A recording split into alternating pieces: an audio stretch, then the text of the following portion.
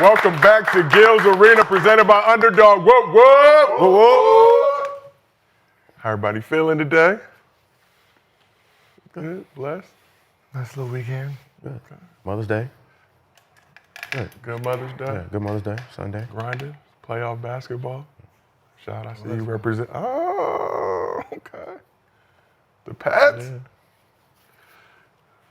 Go. Still holding it down? You still believe? Go New York, go New York, go. Yeah. Okay. Yeah. Making sure. Just making sure. Doing what you can't do. I mean, there's a few. There's a lot of happy people. Doing what you here. can't do. Besides about Doing one what y'all person. can't do. You can't. That was 2026. Only thing you can do is change teams, man. like your king. There's only one person in here that's not really happy this morning. There's a few, but 3-1, still believe. Believe, Land? A lot of Believe crazy. land. George. Marcus. A little somber in the group chat this weekend. They got it on video. But this is Gil's Arena, presented by Underdog. As always, we got the legend Gilbert Arenas here with us. And on this side of the couch, we got the man known as Cemetery Larry, NCAA champion, current Knicks fan, Rashad McCants, back here in the arena. And next to him, representing Tough Crowd University, we got Mr. B, Brandon Jennings. Y'all been doing your thing, pickleballing, bowling, a little bit of everything. Screen out right now, you know, it's Monday. It's crazy.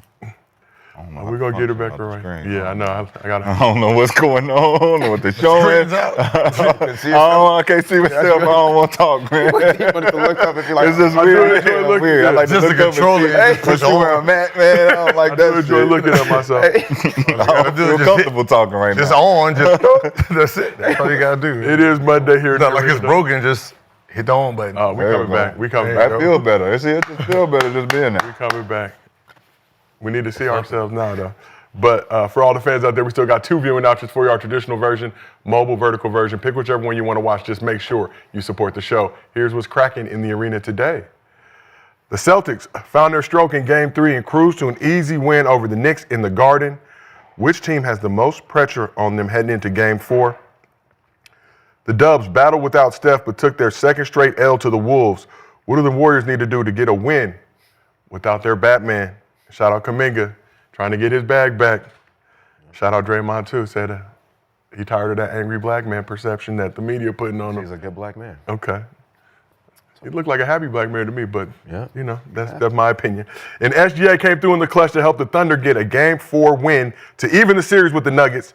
Is Jokic due for another dominant performance, and will it be enough for Denver in this series? But before we get into all that, as always, the show is brought to you by Underdog. Go ahead, download the app, use promo code GIL, get up to $1,000 in bonus cash, plus a special pick 'em. As for tonight, Gil has some picks up in his partner pack on the Underdog app. Let us take a look if we can. You got Jayson Tatum higher, 39.5 points, rebounds, and assists. Game 4 tonight in the Garden. Ooh, looking lovely. Jalen Brunson higher, 5.5 assists. Have struggled to distribute the rock as of late with that Celtics defense, but he's going to get it back going. Derek White higher, 13.5 points, and Mikal Bridges higher, 13.5 points. Bridges had, I believe, 12 in the last game. Game 3 loss, but trying to get his buckets back right. How everybody feeling about Gil's picks on the Underdog app? Mikal Bridges had 12 last game. 3 times your money, man. You got to put in something. You do the safe pick. Got to put in something to win something on that right there, boy. It's a good pick, though. Conservative. I can't. I got to be 10 times money or better. Bridges did have 14 in the fourth quarter. You're not going to Game get them 2, picks, though. though. As our resident Knicks fan, I wouldn't I'd like to remind you all. All them good. Yeah, all them gonna hit though. Yeah, all them going to hit for sure. That's fine. Well, Derek White, I was 91%. Derek White going to hit 5 threes in this game? You say you need to be 10. Take it. Yeah, I got to get some money. I'm just I'm not like scrapping. 80, I'm like I'm not 80 scraping, $20 man. I in, you need get one. the bread, man. I need to hit you on the head. They had to knock me off the shit for like 2 weeks. I hit them over the head. I'm trying to hit them over the head 100 times my money. 100 times. So we asked the chat if they are riding or fading with Gil's picks tonight. 54% of the chat is riding with your picks, Gil. How much? 54%. You know, Better. Majority. Better. So if you like the picks and want to ride with them, head over to the Underdog app. If you don't have Underdog, go ahead and download it. Use promo code GIL, get up to $1,000 in bonus cash, plus a special pick 'em. And if you can't watch this show live with us on YouTube, we have audio versions available on Apple, Spotify, wherever you get your podcast. So we got a lot of playoff basketball to talk about. Also have a couple special guests pulling up to the arena later today. So make sure you look out for that. But let's start with NBC. NBC will be back to covering the NBA next season after securing a slate of games as a part of the league's new TV rights deal. And Monday, they made a huge announcement. Let's take a look at the tweet. It said, a legendary addition to our team. We're thrilled to welcome Michael Jordan as a special contributor to the NBA on NBC and Peacock. Ladies and gentlemen, MJ is back. There you go, Gil. He gets some smoke. Shout out Round Ball Rock. So aside from the Last Dance documentary on the Bulls that was released in 2020, MJ has largely avoided doing media since his retirement from the Wizards in 2003. So MJ joins an NBC roster that includes Melo, Jamal Crawford, and Reggie Miller as the NBA on NBC makes its return for the first time since 2002. Crazy to think that that was 23 years ago, last time we got to hear that theme song. See some play. Since 2002. Legendary basketball game. Michael Jordan retired. They retired. Michael Jordan, they come back. Michael Jordan come back. We back. So what's your reaction to Michael Jordan becoming a member of the sports media? Don't know if I ever thought I would see it happen, but this day is here. Just gotta wait and see. I mean, is he gonna be around the table? No. He's special, because you might see him. Just here and there, popping, smoking a cigar. Yeah. MJ style. Doing what he's doing. So what you think about MJ becoming a member of the sports media, joining the ranks of this legendary crew on Gil's Arena presented by Underdog? Woo woo.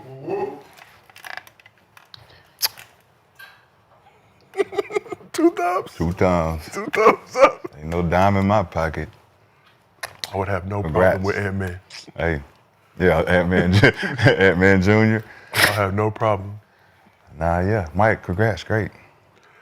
Gil, you talked about, just TV landscape. There's been a lot of talk as of late about viewership decline, all the things going on. Seems like NBC is trying to make a big splash. They're also going to do, I think, the return of the starting lineups before the game. Starting lineups. Player intros, giving players their love. They're going to be there and shoot around, right? Talking to them before shoot around. Obviously, MJ, right? If you think about NBC, every time they had NBC, it was MJ. When he retired the first time, they left. Then they came back when he came back. And then when he retired with the Wizards, they retired. Now they're back together. And they're going to have all the views basically since early 2000. Bringing back the old heads. It's already written. So this is to bring more views? No, he don't play, but they're gonna. okay. No, they If report. MJ say something, you're going to basketball, watch. right? No, they report their views different than everybody else. They report totals. Like, so if you go back and really look, they had household views and then they had viewers, right? 2 different views. Okay. So they're gonna show you their viewership, not that household stuff. The difference is the desperation. You feel like it's a desperate move on NBC? Well, what's in the past that ain't dead? Okay, so we're going in the past and gonna bring some shit back. Bring it back to Because everybody feel like that's gonna make us feel whole again. Like, we complain about the old school guys and what they complain. Then we bring them back into the fold to give more of what we say we don't like about the old school, the OGs, the haters. Why are we not moving forward? What's the forward plan? Because we are the forward plan. Yeah. We've created a forwardness to this. Gil's Arena presented by Underdog. Woo woo. No, they didn't see me coming. No, they didn't see you coming. You was with him. So y'all was already, you know what I'm saying? So we in a space now where, they didn't expect us to be here. Them coming back, they're bringing things back because they feel like what kind of artist is it gonna draw? Michael Jordan coming back? Oh shit. I'm just curious to see how much they will actually utilize him. Special contributor. Yeah. Obviously a very broad term. It's How just a way to special. put his name back up there so he can keep his GOAT status. Yeah. But as it goes to the conversation you talk about with LeBron and how Rich and them is trying to figure out how to get rid of the old guys so the new guys can have new legacies, right? But the NBC is not going. The old head said we ain't going nowhere. We ain't going nowhere, right? So it's Right like here. even for the gatekeeping for our generation to try to step up and get those different seats, they gonna sit in them seats as long as they can keep them. Yeah. Right? So I feel like the whole NBC thing, the whole NBA Jam feel, that was cool when we was growing up. They got Melo and Jamal over there, yeah, to keep it new and cool, but So you think like TNT, they should be trying to get younger? yeah. It's Like- the new time. And they've been- Yeah, they've been I mean, like a trying Draymond Greenwood, like, you know what I'm saying? Like, he would go right in. You got to see how our personalities and perspectives already clash with the new guys. You already got Donovan Mitchell and Jayson Tatum up in arms, but that's friendly competition. Yeah. So the old school guys look like they hating, right? So we always look at them TNT like that. obviously lost their NBA package, but inside the NBA will continue getting licensed out to ESPN.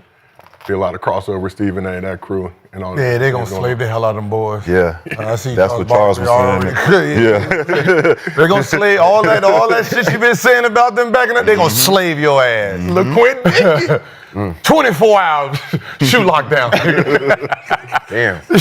You better come in there at 6 a.m. leave midnight, motherfucker, Charles. That's what they're going to do. I was just saying there's going to be some new stuff, but at the end of the day, man, it's entertainment is entertainment. Yeah. And, you know, you guys are on TV handicapped by hours. And that's what they don't realize. You guys are hourly. You come on at a certain time and then sports continue. And a content creator can just outwork you in the time space that you're at home. Yeah. And Shaw, you talk about us coming, kind of the new media coming to the space. People weren't really rocking with us when we first launched Bills Arena presented by Underdog. Woo woo. It's unconventional, right? Very authentic, right? We don't have a stronghold saying say this, say that. Even the last episode, great entertainment, but people don't know the behind the scenes and how it never gets too wild, right? Honestly, it's been so long, I forgot all about Right. But you just think about Average day in the arena, honestly. people can confuse entertainment with personal sometimes, but you know, the way we've built it, I think that it's a model. It's a model. Like that old model is the old model. It's like you're trying to keep pushing the whole first, like that whole, that panel with the suit tie, all that. You gotta come. We just want Think about the old days. come here with the humans old on. days. That's Got to what he come with the created. patio. That's what I'm saying. But he created the environment where we can come in here and just talk barbershop shit, right? Talk what we all feel is our own opinions being the strongest. Right. Outbeat me on my opinion. And now, up there, they got to read the script, bro. It's a teleprompter shit. I done been on them. No prompter in the arena. That's why I constantly look down at the computer, ladies and gentlemen. We want to keep it. We want to keep it thuggish over here. But we asked the chat, are you excited to see Michael Jordan in the media? 69% of the chat said they are excited. But Gil, you know, like I said, MJ special contributor. We don't really know exactly what that means at this point. But what do you think MJ's voice will be like in the media space? Is he going to be educational, trying to uplift the game, or is he going to be salty and a hater, like some of the stuff we saw in the last day? No, he's going to be educational. You know, MJ didn't hate when he played. He was the definition of what a superstar is supposed to sound like. So I don't see him getting rid of that to try to, save faith. All he has to do is just be himself and who he was and just talk the game as it is. And, everybody else is going to run the narratives for him. I need to see him with the long cigar, just taking things personally. Yeah. Nah. I mean, I think for me, when Mike won his last championship, I was 8 years old. So to be able to hear how Mike is going to talk about the new generation and just the game, just in general, for me, I'm excited. Yeah, I'm curious to hear his perspective on everything that's going on. First time. Like, oh shit, like, this the GOAT. All right, let's hear what let's see how he feel. We're about to see a lot of media twerk. Oh, they're going to be twerking. Oh, MJ's back. Oh my God, you about to see twerk. If you've never seen a man twerk, you about to see them twerk like crazy. Daisy Duke style. Straight Isaiah Thomas shorts. Because remember, MJ is not a hater. MJ is not a hater. Right.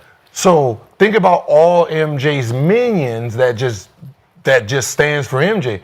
He's going to talk regular ass basketball. Mm-hmm.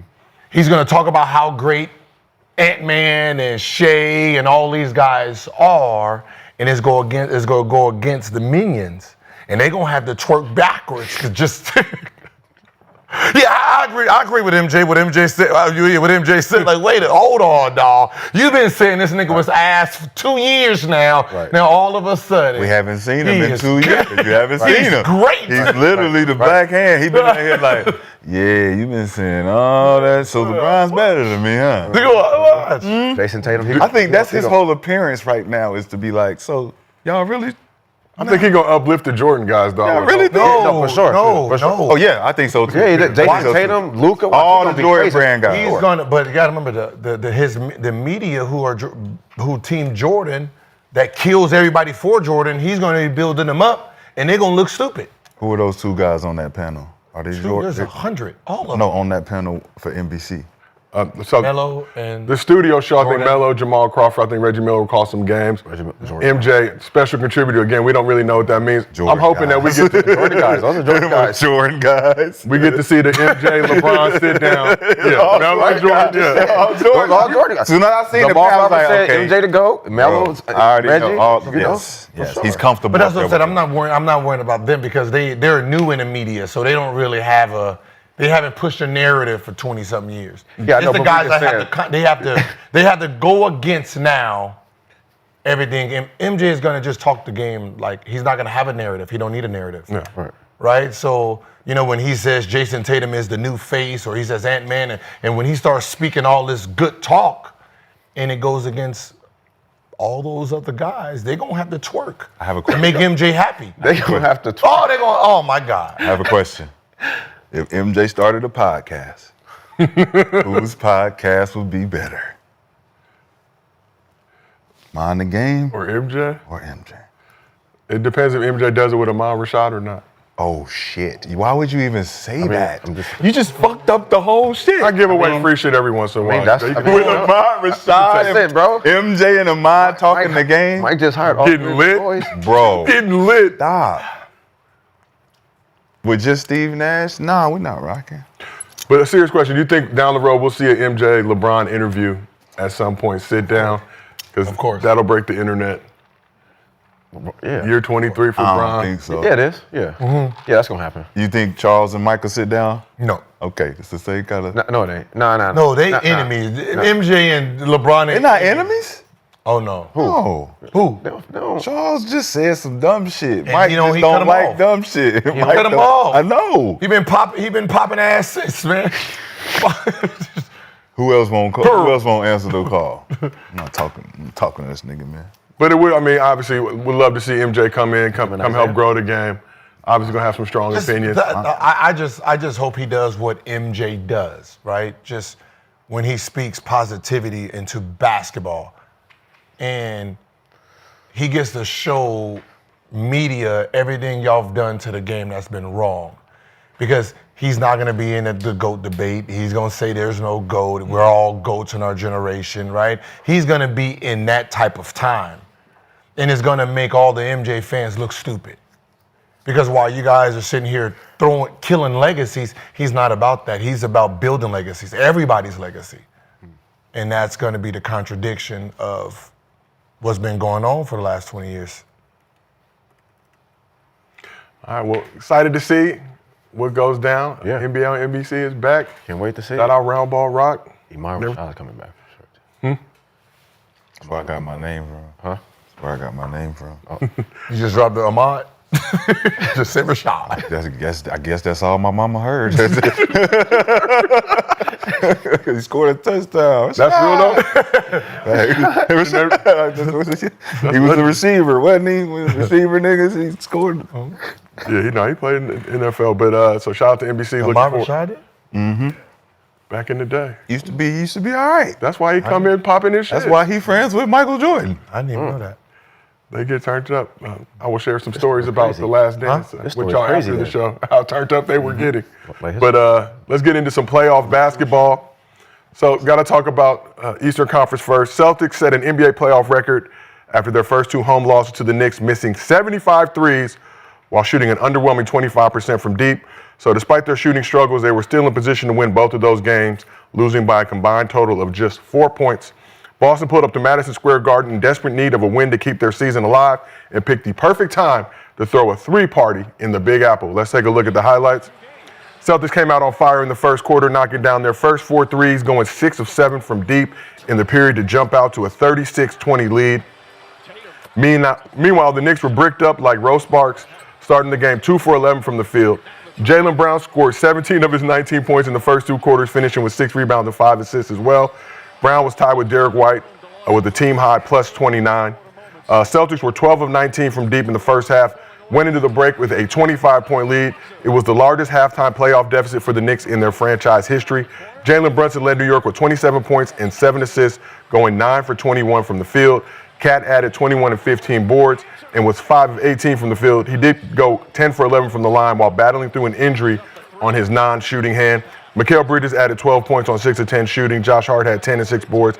And OG Anunoby was held to just 2 points in 31 minutes of action. It was OG's second straight single-digit game after putting up 5 points in the Knicks game to win. So the Knicks overcame 20-point deficits in each of their first 2 games of the series, but that streak would end in this game. Celtics led by as much as 31 points in the second half. The Knicks had no answer. Jayson Tatum finished with 22 points along with 9 rebounds and 7 assists. He was 8 for 20 from the field, 5 for 9 from 3. Sixth man of the year, Peyton Pritchard, led the team in scoring with 23 points off the bench, hitting 5 of his 10 3-point attempts. Derek White added 17 and 5 boards, and Al Horford had 15 and 9 rebounds, going 3 or 4 from deep. Horford put an exclamation point on the Celtics win, hitting the team's 23-pointer of the game with a little over 2 minutes remaining. Boston shot 50% from 3 in the win, never trailed in the game, improving to 40 and 3 this season when they hit 20 or more threes in the game, while the Knicks shot 40% from the field in the game, but just 20% from 3, going 5 for 25 from beyond the arc. So New York has now lost 3 straight playoff games in the Garden for the first time in franchise history. After the game, Jalen Brunson and Jaylen Brown had this to say. Came with the mindset of being satisfied, but I think it was just subconsciously satisfied being up 2-0, but it's not the way we need to approach the game. Yeah, you got to beat us 4 times. I mean, that's what it comes down to. Not twice, not once, not 3. You got to win 4 games. So it's a lot of basketball to be played. So, Rashad, we'll start with you. I see you coming through the arena, the Pat Ewings, full Knick gear, still supporting your squad. The 2-1 lead in this series. Celtics found 3-point stroke in Game 3. The biggest takeaways from the Celtics Game 3 win over the Knicks in the Garden. Too many of these former Knickers and all. A lot of Knickers in the building. Too many Knickers. Too many Knickers at the fucking Garden. There's too much energy in there. They letting everybody come through. There's too much energy going on and with all them Knickers, and they in there fucking Knickering. Snickering and shit. They can't focus. Your cat is not in the. He don't know what to do in there. There's too much shit going on. They got blitzed early. I don't like it, but I'm a rep because I got to. God damn it. And we gonna handle business. You know. Knicker, please. Yeah. Y'all in trouble. Huh? Knicks in trouble. Ooh. Oh. Hold on. Did you call me from Cancun? Because You called him from Cancun? Because I feel like Boston, they shot them first 2 games, like that was those bad, games that they was gonna have shooting wise.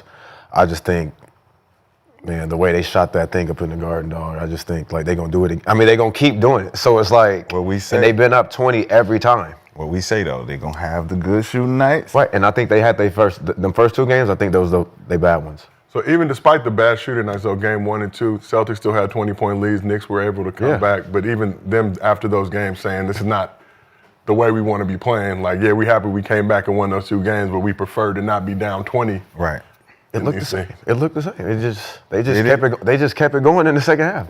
When you hitting shots like that, just think about the Indiana game. Like when you hitting shots and ain't nothing you can really do, because that's what they do. They hit shots if you let them. Man, they gonna be hitting, bro. Bro, they've been up 20 every game. Mm-hmm. Though. They're going to go up 20 again the next game. Today, they're going to be up 20 again. The Knicks fall asleep because Jalen Brunson be dribbling our ass all the way to dreamland. Well, OG didn't have a good game either, though. He didn't. We can't have the dribble shit all the time, bro. You got to get to his spot when we need the bucket.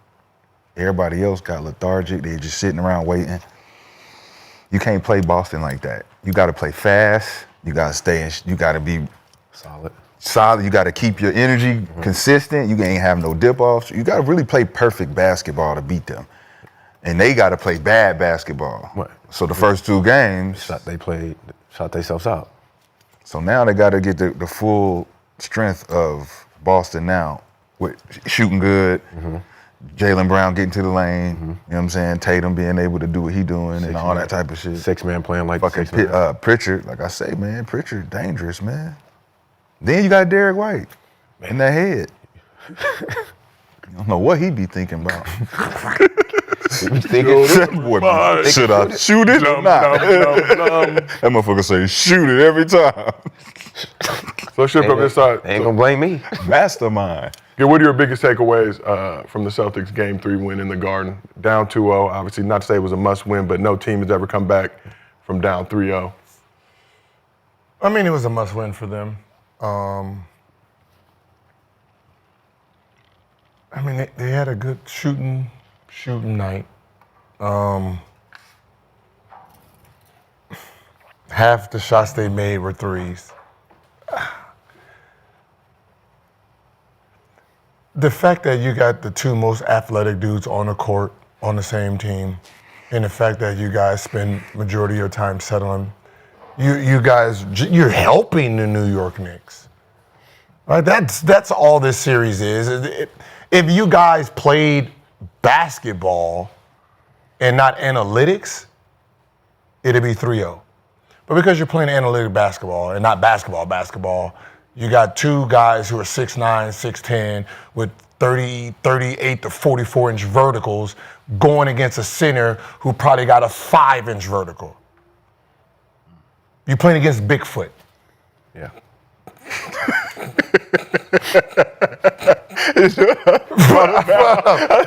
Eddie Murphy is the league. Motherfucker Sideshow Bob out that bitch, man. The bitch is Bigfoot. What is Carl Anthony Towns going to do if you jump? Eddie Murphy.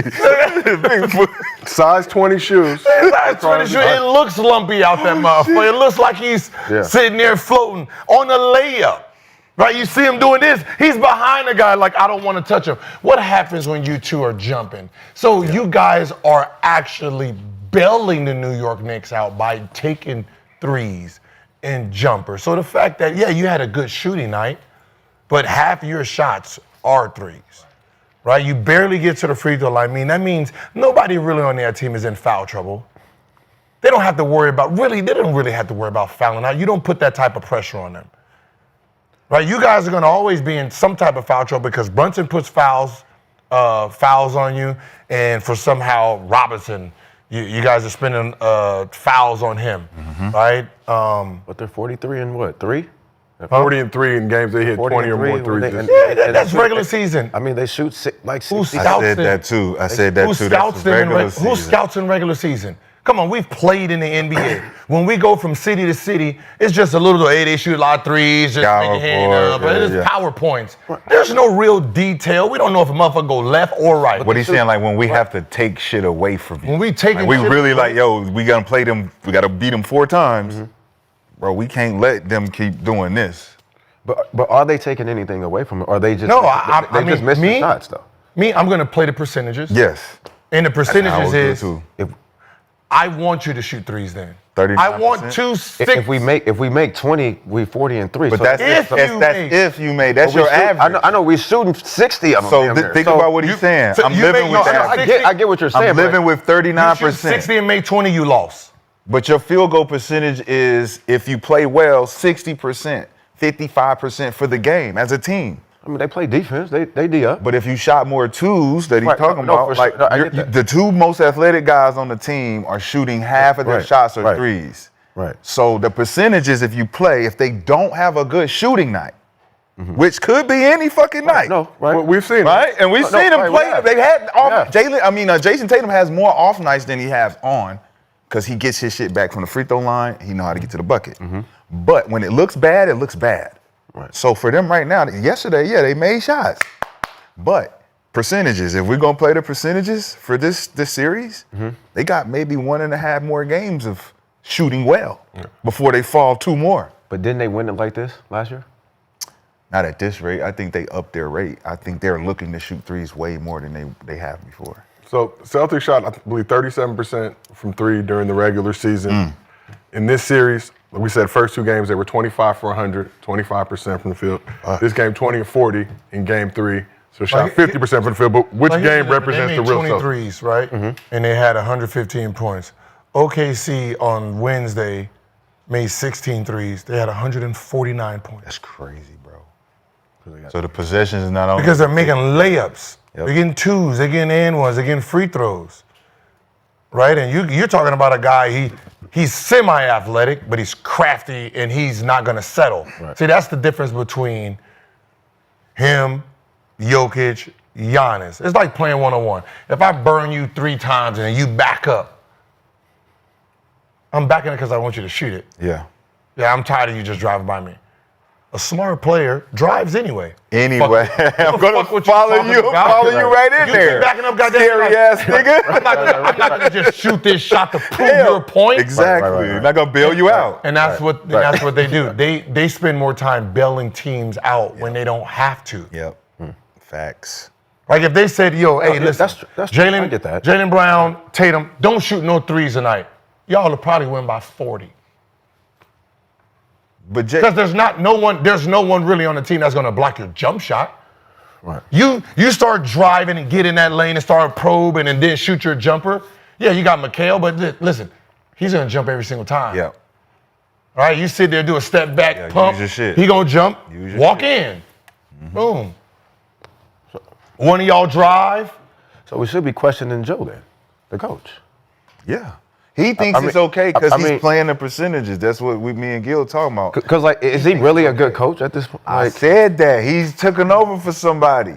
or did he just, like, or did he just come in with a team Guys, that was let's just keep talented? shooting threes. Because he last coach, was Idopa? He made Duncan. Right?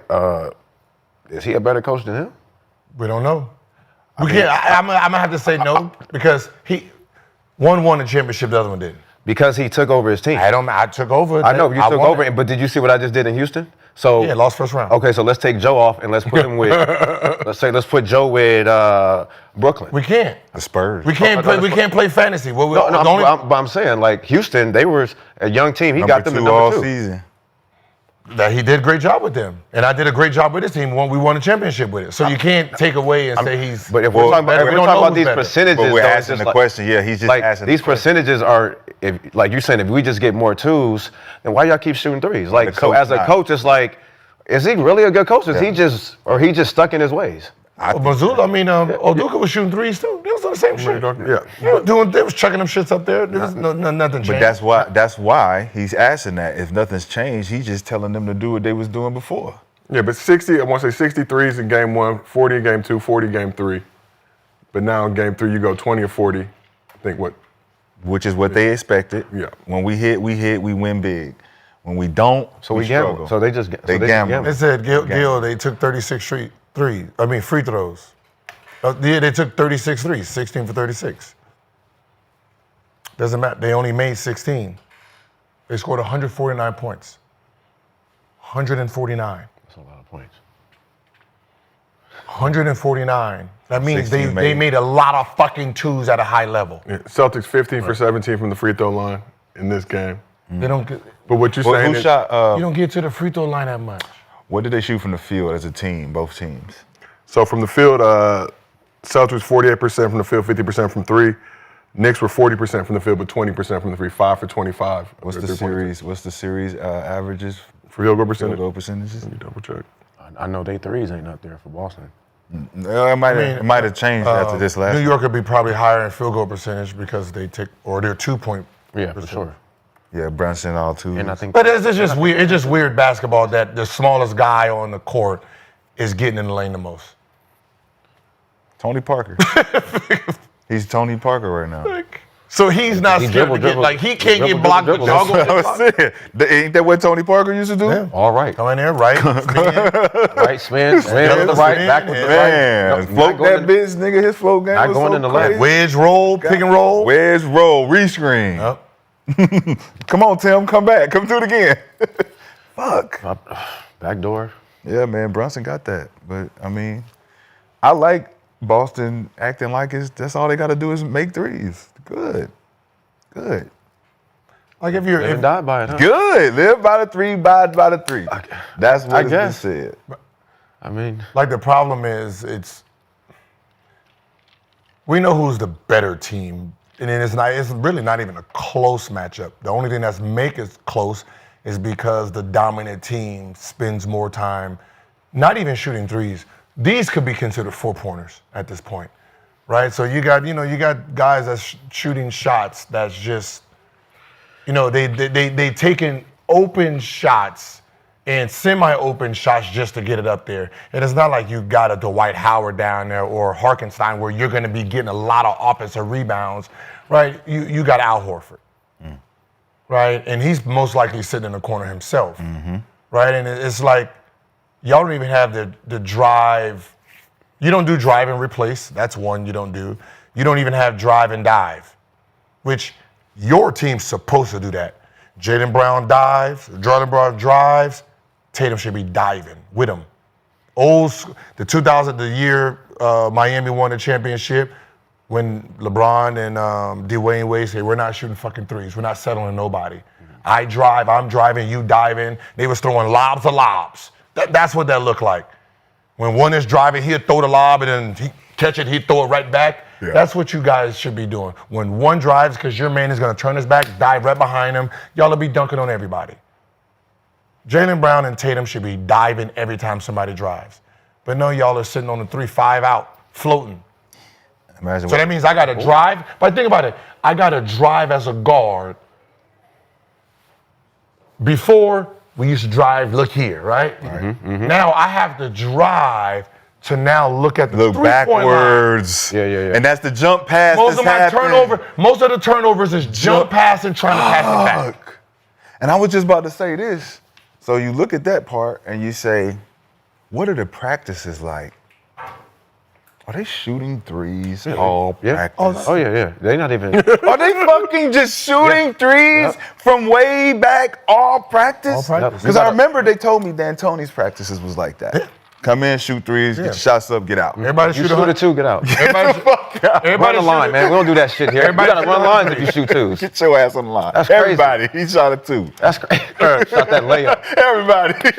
Shot that damn layup. Man, run. Shot a layup, motherfucker. He was in the corner. Everybody wide open. Shot a layup. So shot for this series, because you asked, Celtics shooting 39% from the field, 32% from three. Knicks are shooting 42% from the field, 33% from three. So they both looks shooting good. Yeah. It looks good. It looks better for the Knicks. The free throw, I'm pretty sure the free throw is the changer. So it's 32-33? Yeah. 32-33 from the 3-point line. That's good.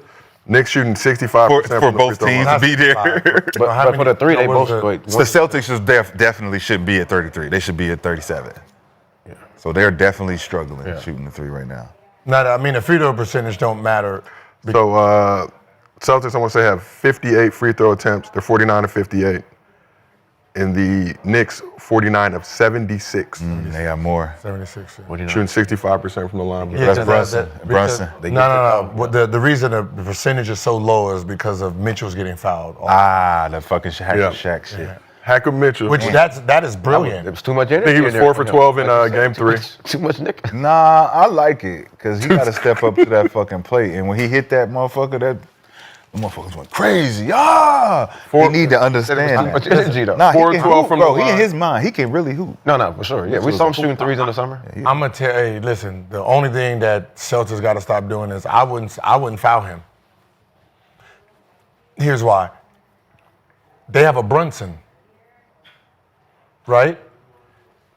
If you don't foul anybody else, Brunson has to try to get all the fouls. That means if he gets fouled in the backcourt, take the ball out. That means you can hit him 6 times before you have to shoot a free throw, right? That means you can beat him the fuck up before it even costs you 2 free throws and a point. Oh, you saying foul him before the penalty? Like you can just foul, you can just rough him up and it just take the ball out. If you're spending fouls on Mitchell and you done wasted 4 fouls on him because Just you to don't get want to to get him a the lineup. Yeah. Now Brunson is like ching ching. I don't have to get hit. So that's what they was doing, fouling them to get to the bonus? That's all hack-a-shack. When I looked at the hack-a-shack rule, it was the dumbest thing because it's like, wait, what? It's like, think about like somebody like Danny Green, right? And he's picking me up full court and he's trying to play rough basketball with me. Well, if nobody else on my team shoots free throws or aggressive, that means I got to get hit all 7 times to get into the penalty. Mm-hmm. Well, if you're fouling someone who don't shoot free throws like a Mitchell and you foul him 4 or 5 times, that means you can only hit me twice now. Right. Or maybe not even. So, and then if we're in a penalty just take him out. and you didn't have to hit me, now every time you touch me, I shoot free throws. So that means every time you hit me, I'm getting rewarded. Right. So I'm getting those Mitchell fouls back too. Yeah. Mm-hmm. Yeah. And then just take Mitchell out. And you just take Mitchell out, and now Brunson's gonna be sitting there doing all the stuff he's doing, and every little touch, shoot the free throw. That's crazy. I didn't think that was why would you want to put them in the penalty early? But they don't think about that. Because at the end of the day, he coming out. But by the time y'all I mean, you're gonna waste 4 fouls on him? Cool. Brunson, go to work. But as a team, not even Brunson, we all going to work. Like, it's super aggressive. Everybody, super aggressive. Go to the hoop. And then the thing about it is they ain't even wasting a lot of time because they hack-a-shacking right away. And it's stopping the clock. Stopping the clock. Oh, all right. Man, what the fuck is going on? Now you got to literally play him on I can't even touch him now. Because any little bump, he just walks to the free throw line. That's the worst thing you want to do with a guy who's a free throw baiter and all that stuff. Celtics stayed with that strategy in Game 3 despite being up big. Missoula, a man of his way. Yeah. We're not switching. I mean, listen, they can literally just blow. It can be a 40-point blowout if they want. He's a military nigga.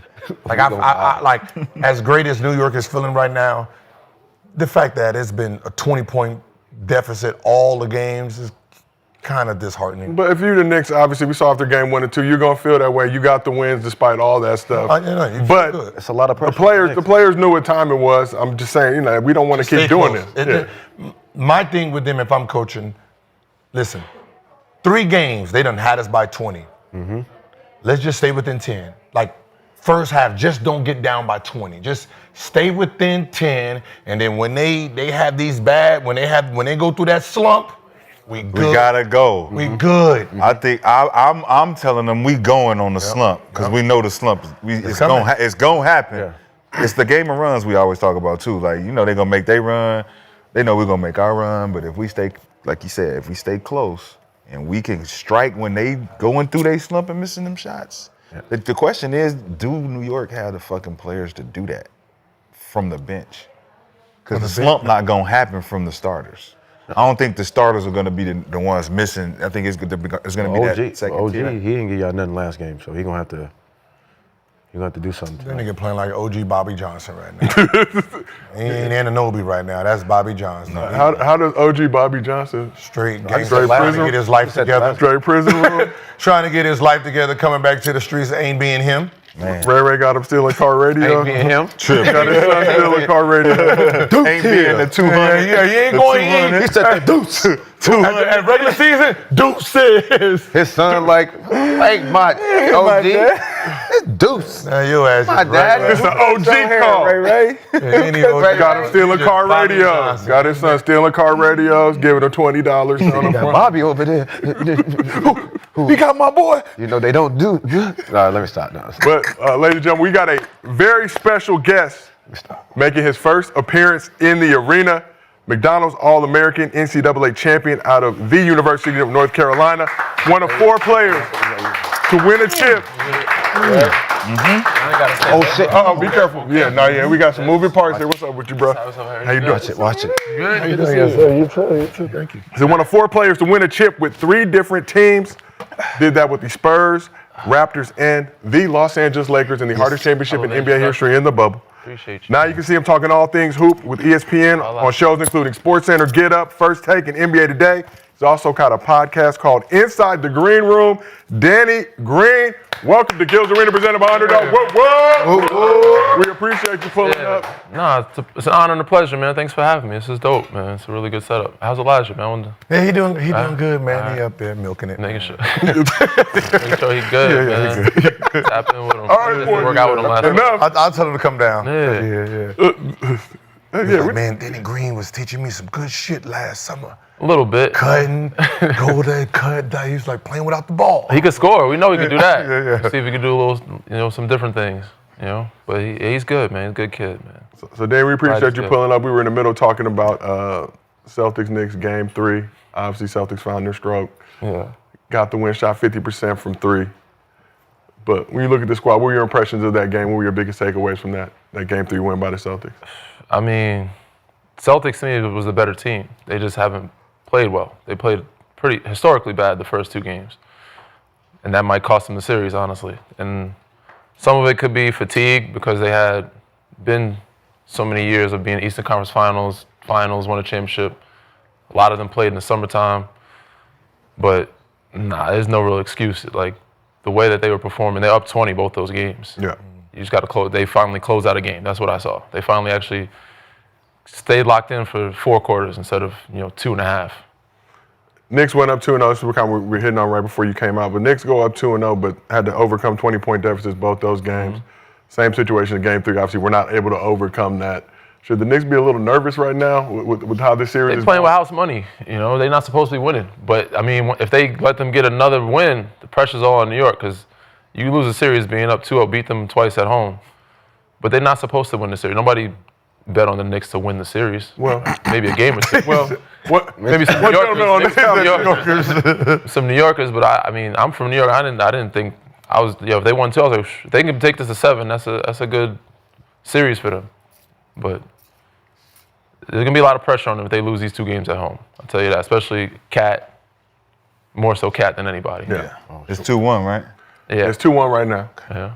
Okay, Rashad, you game. Only played 3 games in this season. You hear a lot of shit. I'm just like, we in control right now, ain't we? We gotta play play tonight, this right? game. Yeah, I played tonight.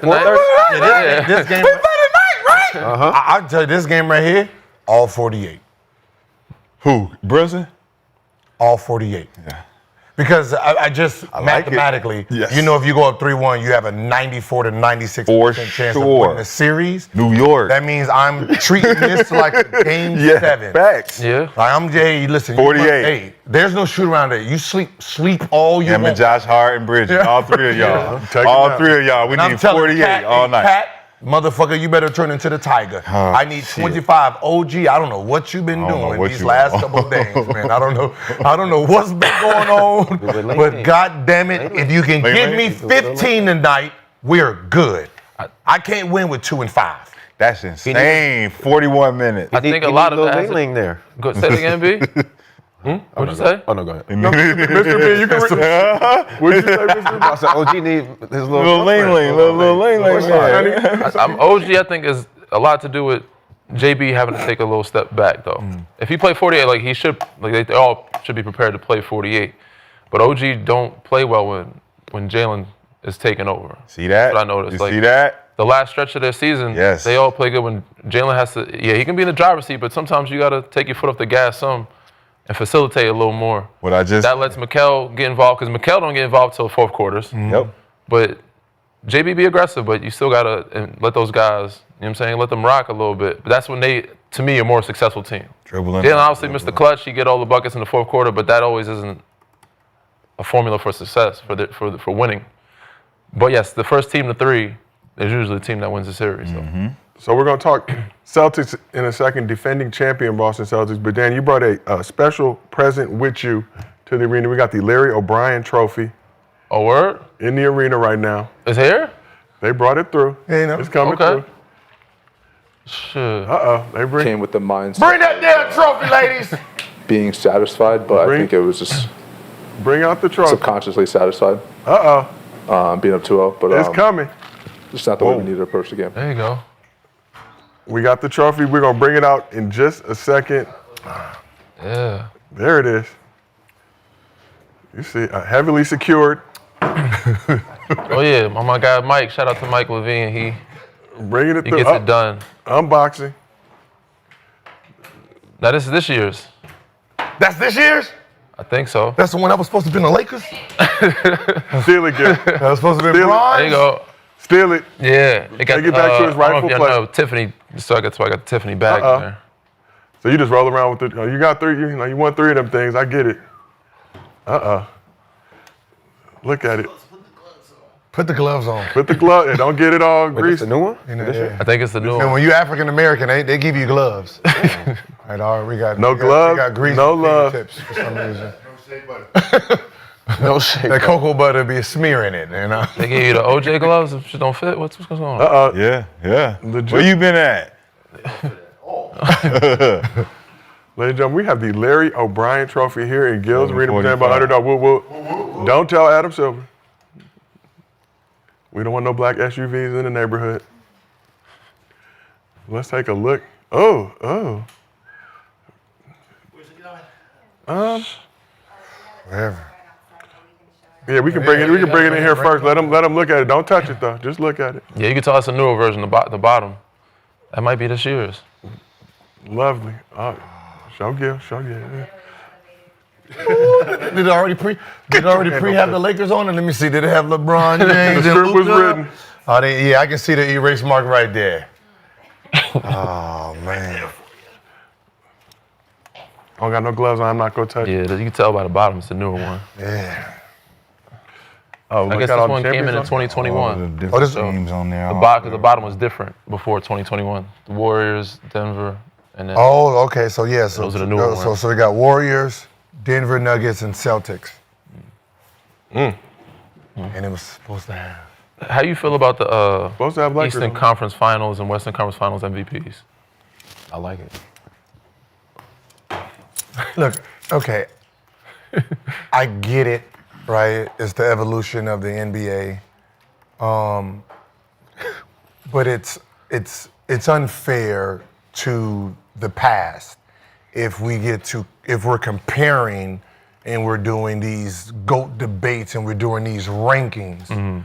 Because you're using these rankings and you're using accolades to move people. Well, there's accolades that wasn't available for people. Like, when you talk about Bill Russell, Finals MVP wasn't available then. So you're also not okay with them having positionless awards for first team, all defense, and NBA? Okay, I get where that came from because that came from the Jokic Embiid debate. Okay. Right? When you have because it kind of hurts them. I mean, Pat Ewing back in the day, And that right? hurt Pat Ewing and them too. It kind of screwed it up a little bit where you have 2 runner-up, but one is playing on the second team. So when you're doing these first team, second team, like, oh, he got 3 second teams. Well, he was the runner-up to an MVP. He should be first team, right? And so I get it. So you're not a fan of celebrating the Eastern Conference Finals and Western Conference Finals like as MVP, like individual? I mean, I don't mind it. You just it has to be it has to be factored in a little bit. You can't use these awards and push it over somebody else's, and if that wasn't available, right? And that's how I look at it. I'm all for just creating new awards like the MVP versus the best player in the league, right? There should be a best player in the league and an MVP. There should be something that separates. In-season tournament. I love that. I mean, Beautiful. We won The hardest in-season tournament championship in league history. Should there be an in-season tournament MVP? There was. Yeah, it is one. There is one? Is there? I think so. Yeah.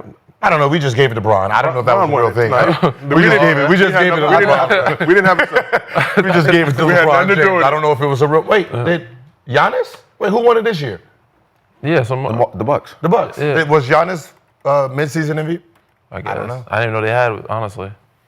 I got MVP for everything. But tonight's game, so you got the Knicks tonight? I got Boston. Okay. I'm a Laker fan, man. They But gone at home, I'm bro. a New York. I am. Both LA teams made me look bad, bro. I am technically New York Okay. right now. So Giannis won it like this. I'm more Bronson. I'm players. I like players. I'm with you. I think Boston. You know what I mean? I just the players are so good. I think Boston tonight. I think Boston gonna make it a series today. Well, let's talk a little bit about the Celtics. So Jayson Tatum leading the Celtics points, rebounds, assists, and steals for this playoffs. Broke out of his shooting slump game 3, 40% from the field. He is. He's leading them in all categories. What? Yeah. Again. Even still, with poor performances. It steals. Jayson Tatum. Yeah. It did last year. But last year he played good. Like the start of this series, he had a tough game too, man. Yeah. 40% from the field last game.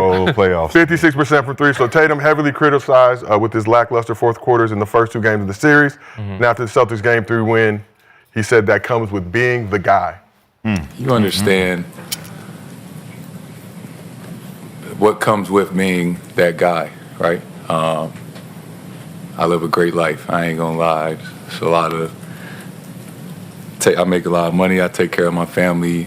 I've been able to experience a lot of things. But you also have to accept what comes with that, right? I get a lot of praise. I get a lot of credit. I get a lot of accolades. But I'm not perfect. And there's times where, I've needed to play better. I needed to do more. And, that's what comes with being, that guy. So just understanding that, and it's not, that people don't just criticize me. There's a lot of people that came before me that they criticize, and it's going to be people that, come after me that they criticize. And, for me, it's a sense of joy that I play with, right? Coming into a game, with an angry face and mad at the world, that's not who I am. That's not when I play my best. So I always say you got to be the same person when things are going great and when things aren't going great. You can't switch up. That's it's the character of a good man. So there's been a lot of discourse around who is the man on this team. Jaylen Brown, like you guys just talked about, won the Eastern Conference Finals MVP during the championship run last season. But Tatum became just the 6th player in NBA history to lead their squad in points, rebounds, and assists during the championship run, but the only one to not win Finals MVP. And again, we talked about this a little bit on Playback this weekend, but does Tatum deserve more credit for being the guy on this Celtics squad and impacting the game with more than just scoring? Listen, we know he's the guy on the team because whenever the team plays bad, he's the one that's pointed out, right?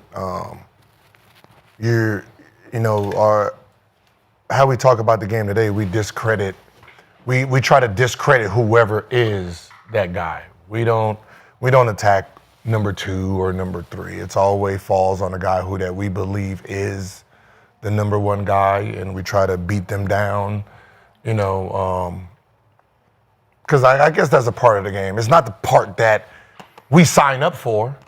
When we're in the gym practicing and we're spending hours and days and watching film and studying and, being a student of this game, we don't factor in that I'm going to be hated for it, right? That's never crossed my mind that I'm shooting 2,000-3,000 shots a day just to be criticized when I have a bad game. None of us ever went through that. I mean, it wasn't designed for, like, we want to be praised. Like, I don't care what anybody says. We want to be liked. We want to be appreciated, just men, right? When we pay our light bills and we pay the bills that our kids, we want them to say, hey, thank you, daddy, for this shit. That doesn't happen for us, right? We paying the bills and no one looks at us, right? Father's Day is coming around. None of us, we're going to get a stupid ass sweater and some socks, okay? We know that, right? We accept that. It's just like in basketball. It's like we accept now our 50, 10 and 10 is just going to be like, all right, good job. That's what you're supposed to do. And then as soon as we have a 5 for 25, oh, we told you he ain't the man. Sorry, motherfucker. You ain't in the category no more. Retire. That's our reality now. I mean, he's not wrong. He's not wrong. A lot to digest there, Bob. Respect. Does he deserve more credit? I think he gets enough credit. I think the start of the season, he came out with a different type of edge, chip after that summer. I feel like he needs to get back to that. But he handled himself very well. There's a lot of superstars that do not, after being criticized, approach the podium like that. Some of them don't even get on the podium. Some of them speak after wins and losses. Some guys dip out. So I've never been the guy, so I don't know what it's like. I've been a role player and been criticized, and I know that it'll get to you. It's a pain in the ass. So for him to handle the criticism that way, He shows a lot of maturity. Even though he is a vet, he's only like 25, 26 years old. But the reason why they don't just blame just him when the team loses is they blame him because he plays bad. And yes, they give him credit. If he played well and they lost, it'd be a different narrative. I think there was something they did in the past they didn't go to as much, but they played bad. They played terrible. He played bad. He didn't create. So if he did other things besides scoring, if he created, he rebounded one of the games. But if he was playing the pick and roll, was the pick guy and rolled and played the Draymond role, played quarterback, finished at the rim, assisted, impacted the game that way, then we'd be like, Jayson Tatum did his job. Kristaps Porzingis didn't show up, or Jaylen Brown didn't show up. All those guys are on payroll and make a lot of money, and they're over the cap for a reason. Like they're paying for a championship, and if they lose in the second round, there's going to be some issues within the front office and the roster. Somebody's going to get traded. So it's not just on him, but it is on him when he's getting paid a lot of money and doesn't play well. Yeah. But I think he gets enough credit. Probably could get more, but he has a really good team around him. He has a lot of good pieces around him and getting paid a lot of money. So if he plays the way he's supposed to play, even if they lose, he'll get the credit. Let's shift to this side of the couch. Mr. B, we'll start with you. What do you think about Tatum said about being the guy? I mean, I do agree. I do think he does get enough credit. He is a great player. But the guy, I mean, if you're the guy, then you will have a Finals MVP. You'll have a playoffs MVP. Your running mate has that. So if you're going to be the guy, then make sure that at the end of the year, this year, you're holding up the Finals MVP. If you're the guy. And we're just going to sit here and wait. So. How does that one trophy defines if he's the guy? Because if you use that across the board, then all the narratives will change. So Steph wasn't the guy when he lost? When he wasn't the Finals MVP? Even when they won, because he wasn't MVP the first 3 times they won. Nobody criticized him. He has one at the end, the last one. But the first 3 times, he wasn't the guy. No, it wasn't the guy. He wasn't the guy until he got the Finals MVP. No, but nobody. What he's saying? Y'all trying to change what he's saying? No, I'm not. No one said that. We're asking if that's. No, he already said what he said. Y'all asking again. No. He said what he I'll said. get the 2. No, he's saying that now. But KD was the guy, so the 2. I mean, but the one before that, he definitely. To me, I thought he was the guy. Of course, it was. Who they gave it to? The world said he was the guy. Andre Iguodala. Who they gave it to? But also, Steph had 2 MVPs already. So what happened? Steph already had 2 MVPs. Unanimous MVP. Also, so now it changes. No, but I'm because saying, MVP means more than the Finals. No, but what I'm saying is Tatum don't have none of that. So me being a top 5 player, me in an MVP race, none of that matters. Nope.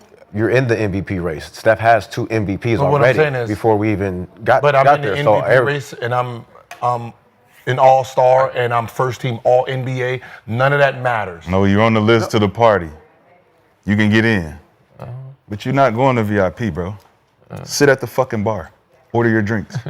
Shut up. No VIP? No, he can go to VIP. He can go, but he can't get by. He can't get by the. He can't get by the rope. Like that. He's not moving the rope for you. That we put the stats up there and we put all the metrics up there, and then we all voted the MVP. There was a bunch of people that don't like him that voted against him. You guys use the same complaint about Kobe Bryant. You guys use the same logic against Kobe when he didn't win rings and say, of course, it should have been his, not Steve Nash. And then you use it the opposite way against Tatum. But he got one, though. And he never should have been an MVP. So that means Steve Nash. Tatum was never in the race to win MVP. Okay, yeah. I mean, he got it. I mean, it's on I can't. He got it twice. So you're saying at the end of the year, he's got to get one of those to be the guy. To be the guy. He should be at least an MVP or a Finals MVP. Yeah, something to show. I mean, you gotta. The guy has. If you're the guy in the NBA, you have an MVP or a Finals MVP. Russ, James, KD, Giannis, So the 2 Joker. losses are Jaylen Brown's fault because he's the guy. If you want to put it that way, I mean, yes. No, I'm asking. Yes, that's fine. Absolutely. I'll go with that. I'm with that take. I'm cool with that's what I said. As long as that just. I'll go with that because he can go left. I'm sharing the blame. They both the guys. That's what I'm saying. guys. You just got to be fair. I can say something negative about him. Don't say you the man, but then they come to me in the media and killing me in the media all day. He didn't say. He said he the man. No, but I'm just saying. No. He said I'm the. We didn't say he was the man. He said it's what happens when you're the guy. He said that. Who are you saying? We didn't say Jason Tatum, you're the guy. We didn't say that. He just said, No, this is what happens. Could you play that clip? Because I want to show y'all the light skin who is the shit. guy for I you? want to show y'all some light skin shit. Who's the guy? Can we put up You that? saying Jaylen Brown? Jaylen Brown's the guy You for me. understand? Okay, So so that stop means it right there. Don't even that stop means it. all Stop those it. losses, you should be comes blaming with- Jaylen Brown. Yes. You shouldn't even mention Tatum then, right? No. Okay. I don't know why. I'm but sharing they're- the blame. But They both the guys. They get paid enough money. They both the guys. They both. Yeah, all I of them mean- are guys. He's the guy. That's the guy. But Jaylen Okay, so Brown we never. shouldn't even talk about him then. But Let's talk about Jaylen Brown never said that he was the guy. though. No, Exactly. you said he is. No, yeah, I'm saying yes. I said but we I'm both saying, said it. well, we're talking about what he said. He said, "I'm the guy." So. That's right now. For game 1 and 2, why y'all didn't blame? Why y'all didn't blame? I blame the whole team. I blame. Oh, to go the whole team. Nobody but, blamed Jason Tatum. but I didn't blame Jayson. Nobody Tatum. blamed Jason Tatum. And Tatum No, does no, have I an Eastern know- Conference I know Finals they MVP in blame- 2022. I know that's the. Oh, he does. I didn't say anything know. about They- Tatum they ain't doing don't- this. Tatum they ain't. It was the. I'm like this team. As I said, Nah, they- but he just pointed it out. Clearly, Jason Tatum has been playing bad basketball. Which he would even admit, I think, he's- in those first 2 games. So The fourth quarter, but He's still. been playing bad basketball and leads the team in every category. That means everyone else has been playing worse, but no one's paying attention because you want to keep. because you want to call yourself the man.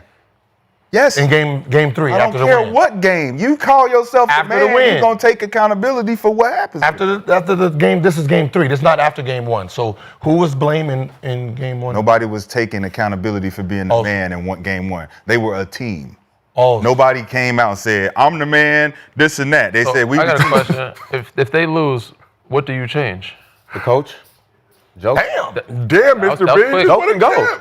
Joe can go. He's He's a not, baller. there. he's He got not a a better ring. coach than Udoka. But Udoka has know a that. job already. He's not. He's He not. in Houston. I just think he just came in and Damn. hey What do I- man, this is Yeah. what I got to work Yep. with. So you change coach. If I'm GM, I'm changing. Because you're over the cap, you got to move somebody, right? Like I'm gonna look for Okay, that's what I right. can do with Porzingis, Okay. right? So Or- you keeping Drew over Porzingis? They both. Both. Both of them gone? I'm So you saying both? gonna put them I'd both say in you the got- air. I'm gonna put Drew in the air and I'm gonna put Porzingis in the air. And Al Horford, depending on what he's making, I'm cool with what Al brings me. He's making like 10, I think. Then I'm cool with Al. But he'll be a free agent, I believe, after this season.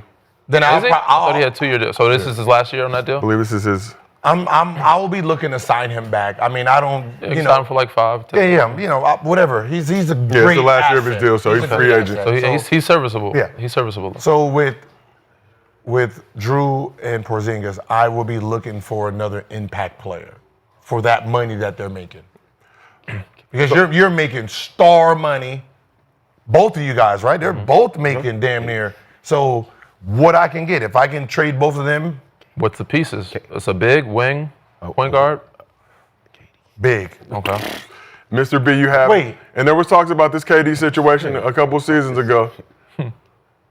Both of them would match up to Giannis, I knew he was going to say that. right? I knew he was gonna say I'm just saying. Yeah. There are reports Giannis may not be as Y'all happy told as. Bobby that, man, don't worry about it. But what I'm you saying doing? is both of their monies match up to Giannis.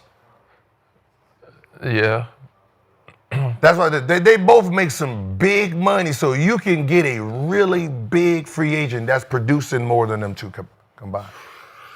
But I'm not getting rid of if you talk to me about Jaylen Brown, Tatum, or White right now, you're fired. You're fired. The president, you come in here talking that bullshit about Brown, Tatum at 26 and 7. 26 and 7. You're telling me to trade anybody that's 26 and 7, you're getting fired. Don't even talk to me. I mean, it's a new owner, so. So Fired. Hey, Tatum 27, Brown 28. Miko Harris. Don't he still got his job? Yeah. Who did he trade? No, it's not who did he didn't trade Hey, nobody. how old was dude? He didn't trade nobody. Let's old not even pretend that he didn't trade nobody. That was me. How that old was his dude was? decision. How old is dude? Like 25. Luka? right, 25. He's saying that 25 at the time, turned That 26. Paul, calls above him. Oh, 26? What he said. So if Luka can go, guess who else can go? Everybody must go. Yeah, the person who brought that to attention, I can't fire him. He can fire me. It was just like the dude who tried to trade Chris Paul. Everybody pretends that he really traded Chris Paul himself, the general manager, and there was no owner. You really think you can do that? I'm a general manager with no owner, and I can trade an asset. You're fucking crazy. So, y'all be believing this shit. That was the NBA call, man, and they got called out, and then they had to retract it, and then send his ass elsewhere. So we talked about the Jayson Tatum side. Let's shift over to the Jaylen Brown side in terms of who is the guy on the squad. So Jaylen Brown came to the Celtics a year before Tatum, has embraced his role as the vocal leader of this team, referring to himself as the captain. During All-Star Weekend, Brown was asked why he calls himself the Celtics captain and offered this response, saying, quote, "One, I'm the longest tenured Celtic. I've been here the longest, so even though we don't necessarily have it written down, the team moves to the things me and Jayson do. I feel like my team relies on me to be the leader, the vocal leader. I've taken that role, and defensively being the head of the snake, taking on those matchups, my team feeds off of that. So it's understood, I guess." So start with this side of the couch. My question for you guys, any issue with Jaylen Brown being the vocal leader of this team, or is that something that Tatum needs to embrace more of? No, I think they both play their roles the best way for the team. You know, you have one that's that's more of the face and the star, and then you have the other one that's more the vocal leader, the dog. That's why I think they work good together. You know, so I do have to say that. But yeah, Brown, that's what he does. That's why he is one of the leaders, and you know, defensively, that's why he always takes on the big role. So, I mean, I'm rolling with both statements from both guys. It's just, you know, it just depends on how you feel. I'm a Jaylen Brown guy, so to me, he's the guy. So, you know, when they're not winning, they're not playing well, shit is on him. Rashad, I see you nodding your head in agreement. 100%. Okay. What's understood needs no explanation. For sure. And moving inside the couch, a couple years ago when the Celtics were struggling, there was talks, they need to break up the Jays, they need to move on. But it seems like you keep those two pieces together, even if you don't advance past the second round of the season. You've seen where they can get to, the success they've had in the postseason during their time with the Celtics, and tell some other guys to move around. But yeah, this is an NBA where you're talking about guys are coming in at 18. Yeah, they're 7-8 years in the league, but they're fucking 25, 26 at that point, right? So yeah, it might look old to you, but they're not old players. So when you're talking about trading, you know, your core away and they haven't even hit 30, I mean, it's just, what are you looking for, right? You're trading, like, as long as you have them on your team, you're going to be in contentions of something. So all you just got to keep putting puzzles around it until it matches, versus trying to say, all right, we're going to blow this thing up and then bring back, what, bunch of 18, 19-year-olds? Mr. B, you did mention a name, a little bit older than that. It's Cooper. I'm just saying, they Boston. They can get a lot for, you know, if you keep Jaylen Brown and Tatum together. You could just keep adding around. Keep I mean, 20, I got. And it's Boston Celtics, bro. 4 years to rotate shit around them. I mean, like you said, nobody thought it would work until they showed that it could work. Yeah. And now that they proved that it works, you're not going to find much better. Like, you're going to trade them and get who in return that's available. Like, Luka ain't going to be, like, you're not going to find much better. And in the draft's up and down. Some of them are strong, some of them weak. You just never know how it's going to pan out. But that's a big risk. When you have talent now, that's good for another 5 years at least. Cool. So we're going to hit the Knicks side of things in just a moment, but we want to give a thanks to Mando for sponsoring today's podcast. With summer approaching, it's time to fight the heat with Mando Whole Body Deodorant. I know it's going to get pretty rough here in the Valley. Already has. This weekend was mighty grueling. So thankfully, Mando is safe to use anywhere on your body from head to toe. It's been clinically proven to block odor all day and control odor for up to 72 hours. And you can choose from a variety of fresh scents like bourbon leather, clover woods, Mount Fiji, and Pro Sport. Mando Starter Pack is perfect for new customers. It comes with a solid stick deodorant, cream tube deodorant, 2 free products of your choice like mini body wash and deodorant wipes, and free shipping. As a special offer for our listeners, new customers get $5 off a starter pack with our exclusive code ARENA. So that equates to over 40% off your starter pack. Use code ARENA at shopmando.com. That's shopmando.com. Please support Gil's Arena. Tell them we sent you. Smell fresher, stay drier, and boost your confidence from head to toe with Mando. All right, so let's talk a little bit on Knicks. You talked about Cap earlier when you first got here. That's him.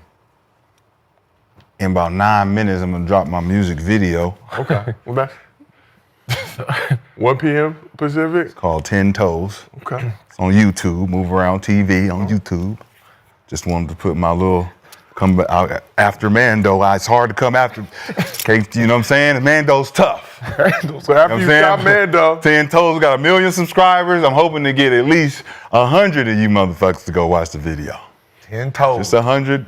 make sure you check out Shad's video. He's dropping All right, at now 1. go ahead, proceed. But check out after you watch Gil's Arena presented by Underdog. Whoop, whoop. Definitely. Definitely. 10 Toes coming soon. Let's talk to Knicks. You talked about Cat, some of his struggles. So second straight 20-point double-double, but was 5 for 18 from the field. And a little concerning video from the game during the second quarter. Cat was spotted grabbing his left hand, appearing to mouth, "I broke it," talking about a finger. So according to Knicks beat reporter Christian Winfield, Cat was a full participant in the Knicks practice on Sunday, expected to play in Game 4. Cat has struggled from long range in this series after going 12 for 25 from 3 against the Pistons in the first round. Man. Through the first 3 games of this series, he's just 1 for 7 from beyond the arc. So should the Knicks be worried about Cat's finger injury and his 3-point struggles? Why? We didn't have a long shot. I would be more worried about his mentality than his finger. I don't know who he was talking to saying he broke it, but I think there was some reports he might have been talking to his pops. I'm not 100% sure where. Cheerleader. His pop says baseline. Yeah, that's maybe wifey. It might have happened. Said if it happened in a game, a broken finger, it's on his left hand, right? Yeah, non-shooting hand. Don't need it. You don't go left much. Yeah, you don't shoot left foot. I thought it was a 3. I mean, they go as far as he goes, right? This is why Minnesota traded him. They didn't think he was consistent enough, and they needed more grit, more edge. Yep. And Minnesota has figured some things out, and they're looking pretty good right now, even though the series against Golden State, a little up and down, they look a little shaky. We're going to talk about that in a second. But they're winning. Cat has something to prove, man. And for some reason, even during the regular season, he did not play well against Boston. And if they want to beat Boston, he has to show up, whether his finger's broke or not. If you're on the court, you got to hoop, you know. How big of a deal is a broken finger in your non-shooting hand for those of us who've never played? It depends on how much you use it. I've never been the guy, so I can't. You had a very solid. I never had to handle the ball. He ain't dribbling that much either, so he's not bringing the ball up the floor. He's using his right hand most of the time. I think he can get away with it, so I don't think it's that judgmental. But if he was a point guard, had to bring the ball up. If he's a defensive guy that had to use his hand a lot, it depends on what part of the hand, the metacarpal. If it's I think it's ring finger. I'm not 100% sure. But did they say it's broke?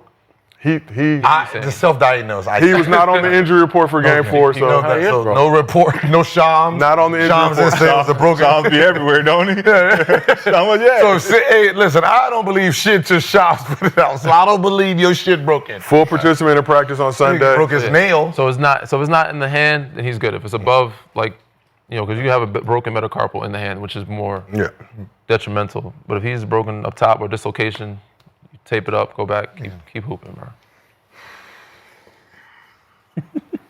Shots your team. You're a big man. Leave us big alone. Bodega. Leave us alone, man. Big purr. Shit. Meow me. The cat's cage is next to the lion's cage in the zoo, okay? He's just got sometimes motherfuckers just got to mimic it. Motherfuckers be going in the wrong cage sometimes. You know what I'm saying? Okay, we gotta figure out where cat at. You in the kitten cage or you in the lion cage today? Cause they're all that fucking shit. He be doing too much, man. He be doing too much. Food. They got raw meat over here. He did take 18 shots in that game. Played the whole game. You're in trouble. Nah, we gonna. Hey, look, we're coming out to a strong start. We're playing in the garden. Can't get down 20, man. We're not. Yeah. We're not. It's in the garden. It don't happen. They never seen this. They haven't seen this energy since. You said it was too much. It was way too much. They've been down 20 all 3 bring games. Eddie down. Yeah. They're gonna bring Eddie down for and sure. They've only The horse is gonna come out on the. They haven't led in the game. Well, they led about 12 minutes in the whole series. Yep. They played. Yep. They played 12 quarters, right? 4, 8, 12. 12 quarters, and they led 1 quarter out of the 12. It'll be another 20. They better figure something out, man. So let's talk about the Knicks leader, Jalen. Just everybody in the front row. Everybody it should be mandatory. Everybody in the front row, all black Air Force One, black socks. Too many extras. Just black. Just because as players, we know what that looks like, right? That means energy on high alert, right? Spike Lee pulling out the all Timbs of them black. for game 4. Spike Lee, the white lady that's sitting next to you, black forces. Fat Joe. Yeah, everybody wear black forces.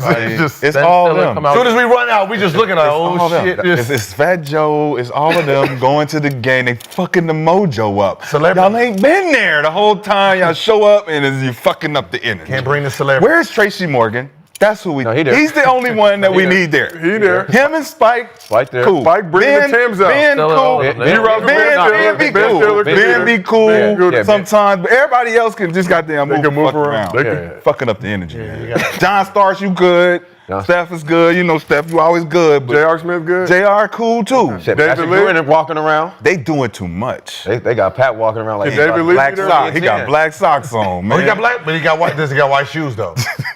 He Euro style, white socks with the black. Man, that's nasty. Well, I mean, white shoes with the black socks. That's nasty. Man. You're right.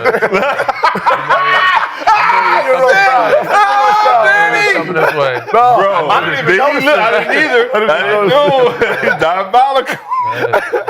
Euro style. I like the look. It's Don't awful. listen again. I didn't even look good. But imagine you got the black stripe. It usually be like all white with the black socks. You be like, wait, hold on. So unnecessary, girl. We got company here and there. No, I always thought that was the Euro. Like, you know, like at home. Your neck. I own it, bro. I ain't- Yeah, no, I respect it. But quickly before we move on, how can New York keep from getting punched in the mouth to start game 4? Like we said, 20-point deficits in all 3 of these first games. Duck. Do you say Duck, because the boys is punching. That's Limit the 3. That's all Boston. I mean, they shot 60 in game 1, but they shot 40 in game 2. I don't know how many. 40 in game 3 as well. So they somewhat limit. I guess limit as much as possible. And then Cat's got a hoop. this You know, Jalen is there. OG and Mikal got to get involved earlier. Yeah. Yeah, I'm about to OG say two, early. 2 straight back games. Earlier. I think getting. But it starts with Cat. You know, Cat and Josh kept them in the game most of the game in game 2. Well, the difference, you got to look at the difference is they're taking them out of the original sets. The things that Cat are used to doing in the mid-post and how he's taking the ball off the dribble. Think about who the defender is. Drew Holiday is playing the nail. And if we're watching film, Drew, you got to be there on all the Cat's drives. He's driving when we're swing, he's driving where you have to be there because you're our stopper. You're our blitz guy. You're our mic back. So when you look at their defensive scheme for Cat, it's Thibodeau that has to change up the offensive sets. Like you said, we're going to get these guys involved early. We need to put them in actions where it don't involve Cat at all. Let's allow Cat to be the decoy. And we bring Porzingis out of the paint, and we'll allow other guys to get going early. But it's not going to happen that way because Tibbs only know one way. Do you think Cat can know how to be effective in that type of style of play? When we look at Joker, right? Dribble handoff. Stay at the top. You dribble handoff everything. You pass and pop. You pass and move. You always moving, but you're not sitting in that post position where you're clogging the paint up. You're allowing guys to move freely. They haven't made that adjustment. That's why he can't get off like that. So you think he'll get off more? He'll get playing open in that shots because dribble handoffs force you to rotates. They force open shots, dribble drives. I would do old school, put them down there, turn. Face up. I would do turn 2 and I'll have Brunson come off. So I'll Turn 1. I'll turn 5, but with Brunson coming off, right? Have Josh Hart as the entry pass, right? And then cut through, right? And then first 5 possessions, go. Because you have Tatum. So you saying throw it in the Cat Yes, from Brunson? Yeah, I have Brunson coming off because he's the more you doing the craftier one. So I might curl. be able to Oh, hit you him. gonna tight curl it? I'll tight curl Brunson. Got it. And then let him bump him a little bit, and then see if we can dump it in right to him and say, I need you to get foot in paint. Tatum is not defensively sound enough not to reach. Right. If we can get 2 quick fouls on him or 1 foul on him, that helps us a lot. And the fact that he's guarding you the whole game. Yeah. So the reason you're struggling against him is because you like to pop. Yep. And then when he closes out, now you got to drive and you don't have the foot speed Yep. on He can him, guard you. Yep. right? But if I put you in a post, give you a couple bangs here and there, then I try to pull up, you're gonna reach. All I need is a quick foul on you. And then from there, if I can get another one on you, now you're sitting out. Affect the game. But the fact that you're sitting around floating at the 3-point line, you're not putting. Yeah. If I'm Cat, right? No, he's guarding you. No, that's a better. That's actually a better take. That's actually a. So you think Tibbs getting out coached? Sure. Yeah, I do. But like what he just said, that's a coaching thing. That's a get on the post, and we're going to take advantage of Jayson Tatum early. So what I'm thinking, getting him involved for him, but you're thinking get him involved to put pressure on Tatum. Put pressure on Boston to go to their bench, which is way smarter because you can turn one. You can do that quick little screen right there for him, get him involved a couple times. And Jayson Tatum don't want to play defense. No, after that initial swipe down, I don't want. He's going to let you score. He's not going to try to block your shot. He's not going to. He don't want to do none of that. He's going to save his fouls. So stay in the game. Those first 5 plays is like I'm going to force it down there for sure. And then at second half, same thing. Turn 5 him. Yeah, so that's what him. He's not getting position. That's what he's not doing. He's getting pushed off the ball. How many possessions do you think he needs throughout the game? At that. You know how like so you start off with the first 5 and see what he's doing, right? And then if he's successful with it, then you just keep feeding him. Milk it a little bit. Brunson's gonna always do Brunson. And then if they start doubling now, Josh Hart will be open now. McHale getting his wide open shots, and OG can dive, and it kind of, if Cat's getting doubled on the post, actually it's gonna open up a lot. It's gonna open up a lot. Do they have the discipline to do that? You think the discipline of Cat getting back-to-back buckets, right? Right? And then somebody comes down and they got an open 3.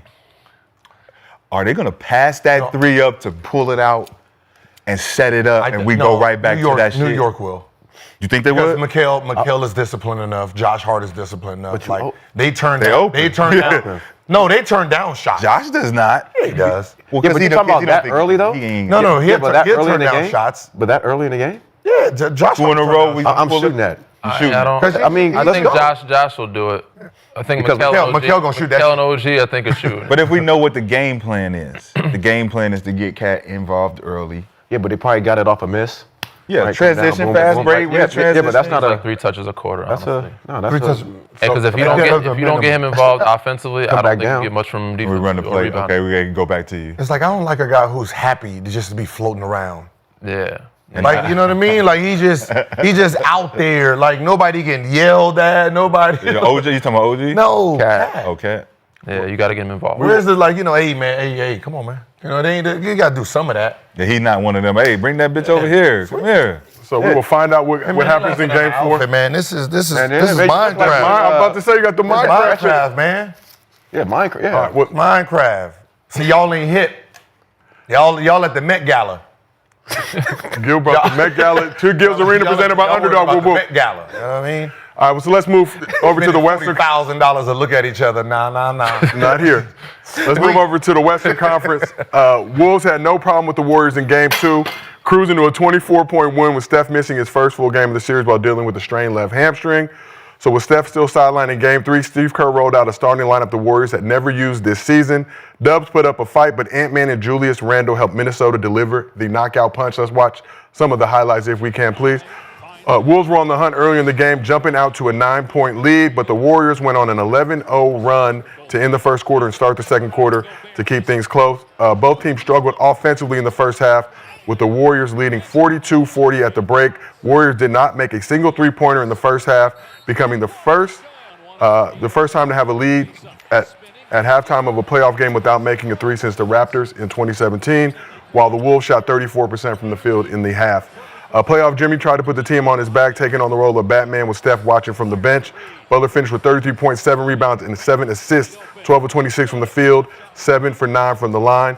Jonathan Kuminga had his best game of the playoffs, coming off the bench with 30 points and 6 rebounds on 11 of 18 shooting, including 3 of 4 from 3 in his 36 minutes of action. Buddy Hield was the only other Warrior starter to score in double figures, finishing with 14 points and 5 assists. He was 4 of 8 from 3. Draymond Green fouled out with a little over 4 minutes remaining in the game. 2 points, 2 rebounds, 4 assists, and 5 turnovers. So Wolves were down by as much as 7 late in the third quarter. See, that's what Jaylen Brown is. And down 5 with a little over 8 minutes remaining before their offense finally started clicking. Anthony Edwards had a monster second half while showing no signs of being hampered by the sprained ankle he suffered in Game 2. Ant-Man put up 28 of his 36 points in the final 2 quarters, 15 points in the third, 13 in the fourth quarter. He was 13 of 28 from the field, 5 for 14 from 3. Julius Randle messed around and dropped a triple-double, finished with 24 points, 10 rebounds, and 12 assists. Randle, first Wolves player with a playoff triple-double since KG did it back in 2004. Jaden McDaniels scored 9 of his 15 points in the fourth quarter, while Rudy Gobert came just short of a double-double with 9 points, 13 rebounds, and 4 blocks. So with the Wolves up 4, or the Warriors up 4 with a little over a minute remaining, Ant-Man missed a 3, but Gobert got the offensive rebound, passed to Julius Randle, who found Ant again in the quarter. He hit the dagger right here. Put the Wolves up 7. Wolves outscored the Warriors 33-24 in the fourth quarter. Shot 55% from the field, 50% from 3 in the second half to take a 2-1 lead in this series. Danny, watching this game, obviously no Steph. Warriors trying to do their best to stay in this thing. What are your biggest takeaways from the Wolves-Warriors Game 3? The Wolves just didn't look that good. I mean, as good as they should have anyway. Yeah, we were watching on second half. They did better. I mean, they didn't have no rim protection, Golden State. So Ant just they were settling early. He finally started going to the basket, finishing. Game 4, he missed a lot of bunnies. But he finally took upon himself to be more aggressive, which they could have been doing all game. But even with that being said, that game was way too close for a team that's supposed to be a championship contender or a team that's in the Western Conference Finals. Yeah. I think if they play like that, whoever they face, whether it's OKC or Denver, they're gonna get smoked. Yeah. And so they got to figure out. They shoot good every 3 or 4 games from 3. That's not good enough in the playoffs. Yeah. Gil, we were watching that game on playback. Very hard to watch early on in the game. It was very nasty on the Wolves side. Very nasty defensive game. Nothing looked comfortable from either group, right? You know, we expect it from Golden State, obviously. But, you know, watching Timberwolves just struggle to get open shots and, you know, when you guys literally have the advantage. But they pulled it out. I mean, you know, every game is not pretty. You know, they end up pulling it out and, you know, their shooting is going to get better. But, you know, Julius is playing fucking very well. Very well, very well. I mean,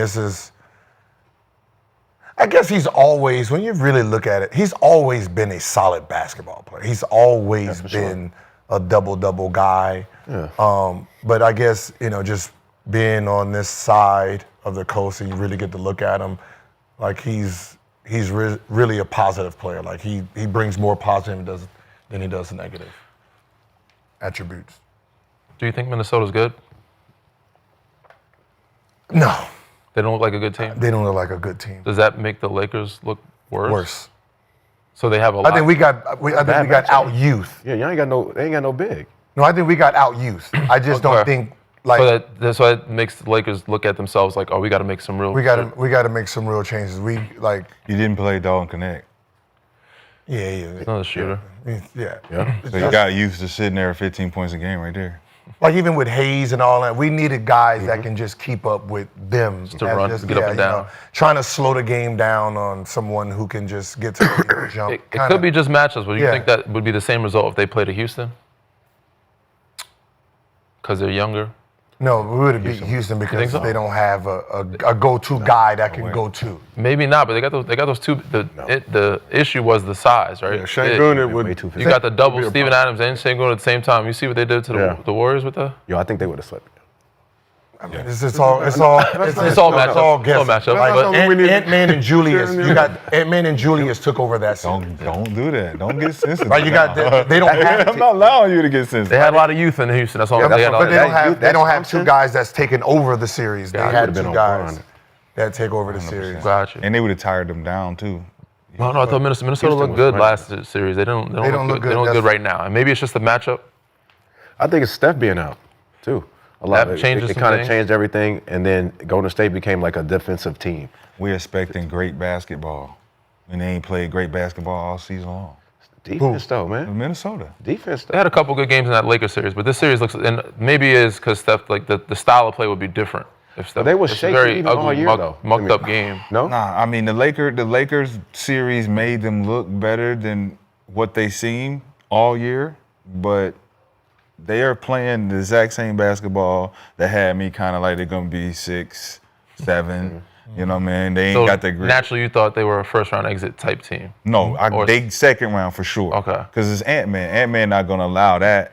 But I think his grit can take them from almost losing in the second round to going to the third round and thinking about, man, are we really supposed to be here? It's up to him, right? I think it's really up to him and how he starts the game, how he finishes the game. But then Walker and McDaniels, they got to be more consistent. And Mike Conley got to be more consistent too. They can't be consistent because the reason a lot of these teams can't be consistent and get consistency from the players is because the players aren't getting the same consistent shots, right?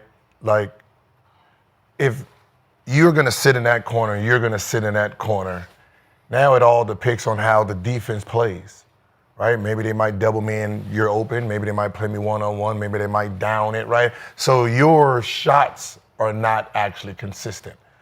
When you have an offense, the offense itself creates consistency for the role players. Okay. And a lot of teams don't have offense for the role players. The triangle, the Princeton offense, right?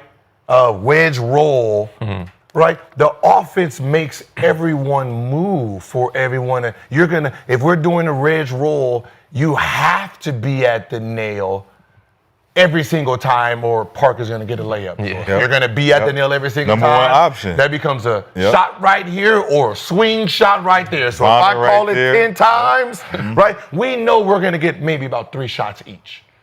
Right? That is consistent basketball for those players to play consistent. In these series, it's basically, we're going to play one-on-one basketball. We're going to pick and roll. They're going to switch. I'm going to go one-on-one, depending on how they're playing, depending on if you're going to get the fucking ball tonight. Mm-hmm. So most of these guys just be sitting there chilling. Right? Like, if I got shooters, why I'm not, hey, Rudy, we're going to set this pick, right? And then you're gonna run into a pick and roll or run into a down screen. What happens to those? Yeah. Bro, that's a conversation. You think somebody knows how to guard that now? What happened to this pitch shit. To a down? Yeah, pin down. Pin down. Quick. You curl that. You curl it. We throw the little lob. Quick pin down, man. Run it. Loop 2, loop 3. We couldn't even guard that if we knew it was coming, because double 3. Because you can't down it anymore. You can't depending on who you guard and depending on who you guard. Yeah. Motherfucker pop back. Hit that bitch in the corner if you cheated. Motherfucker bury you under the screen. Like, but think about it. Reed's plays when he gets in. But if I'm going in with Nas Reed, I'm like, Nas, me and you. Listen, we coming down. Look, man. Mike got the ball. Mike should be saying, just go get him. Go get him in the corner. Yeah, where's the Nas? Like when Nas come in, like where's the Nas Reed's play? He has no play. He waits to shoot the 3. He don't do nothing but shoot the 3. He should be out there. So let's many years he been playing. Andre Miller in it. He should be Andre Miller all day right now. So let's talk about the Wolves dynamic duo real quick. So after game 1, Chris Finch challenged Ant-Man to set the tone in this series. Ant responded with 20 points, 9 rebounds, and 5 dimes in game 2 in their 24-point win. 36-4-4 in game 3. Julius Randle done his part as well, averaging 24 points, 12 assists, 9 rebounds in the last 2 games. So despite the Wolves' struggles offensively, what are your impressions of the Ant-Man and Julius Randle duo so far in this postseason? It's been pretty good. Mm-hmm. I mean, it's better than I expected. When the trade first happened, I thought it was a horrible trade. I thought Cap was a really good piece to give up, and I wasn't sure the pieces they got in return was enough. We've seen what they got for Rudy, right? DiVincenzo struggled some, but he's found a little rhythm here and there. Julius has gotten healthy and playing really well, so it's a good tandem. You know, they found something. They're still missing a piece or two to be in contention for me, but they're better than what I expected them to be. You guys rolling with Ant-Man and Julius Randle so far in this series? Obviously, no Steph. Makes the circumstance a little different, but like we talked about. The trade to me is kind of like it's up and down. I mean, based on how the regular season played, I think a lot of people, like you said, would have thought that the Knicks won that trade. It wasn't like a crazy trade. I mean, you know, you got one. I mean, I don't know. It was okay. It's all right.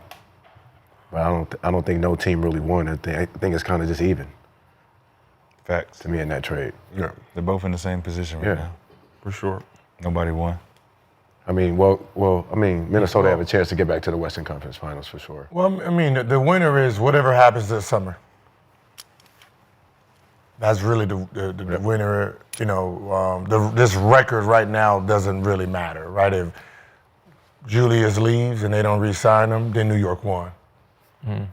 Right? That's if New York trades Cat and gets Giannis, New York won.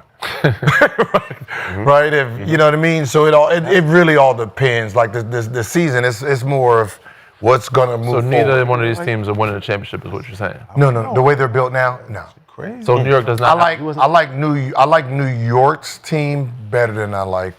So they have a better chance than Minnesota's, what you're saying. Yeah. But neither one of them they're in any danger of winning Larry. They're not. The only way they're going to see this trophy is they watch Skills represent behind no woo-woo. This trophy. Thinking about that at all. Okay, no woo-woo. This trophy is really on. Do you think the Knicks win the series? Do you think the Knicks what? Win the series. No, I don't think the Knicks win this series. Listen, You played for the as I Knicks. know they're up. I know. You didn't play for the fucking Celtics, Brandon. No, I'm just going. What the fuck is going on? No, I'm just. What is going on, going by bro? the talent. You live in LA, I'm just looking by and the you talent. just go. What is you doing? I'm just looking at the talent. That's crazy. I'm just looking at the. That's crazy, yo. Like I get it. Like What's they're the up cause this 2-1. Crazy. know. That's crazy. You gonna go against me? It's less New York winning and more Boston's losing. Right? It's more of the Boston is losing the series versus New York is winning the series. I agree. So I got to look at it like that. It's like, you know, if somebody say, all right, Boston's going to win by 30, there's not going to be a lot of people like, I disagree with that, right? Because the last 3 games, the motherfuckers been down 20-something, right? So, you know, that it's like, that could happen. So if New York does win, it's because they grinded out this game. That's why I said this game tonight is going to be a grind game. If they can keep this bitch under 105, New York is winning. If they can keep it to about 195 to 105, New York wins. Yeah.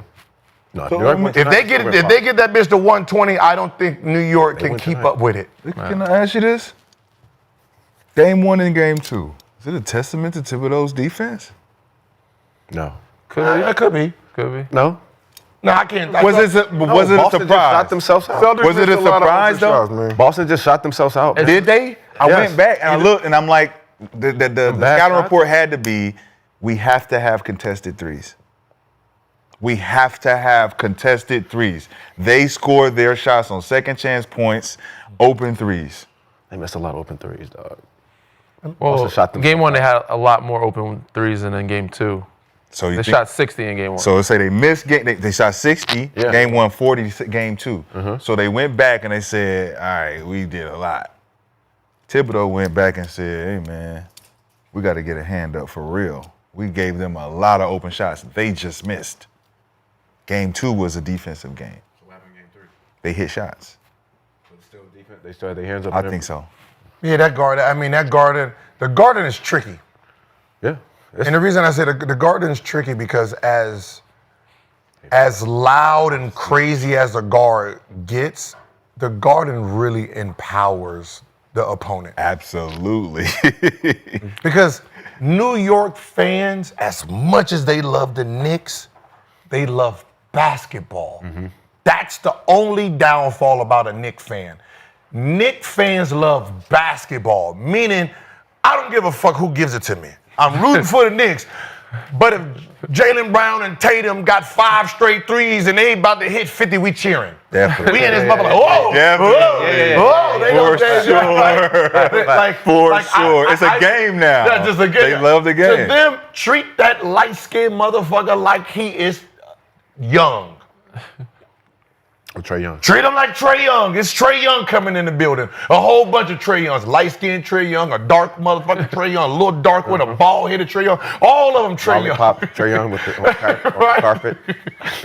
Right, a foreign Said Trae a Young. bald head The Trae bald Young. head, big head That Trae nigga Young. probably do look like Derek White if he had a bald head. Everybody Trae Young. Just boo the shit out of him. Every shot you don't Somebody care. put the side by side Trae Young But like, bald head. But when you come into the Garden, man, just the building itself it's like an energy pack.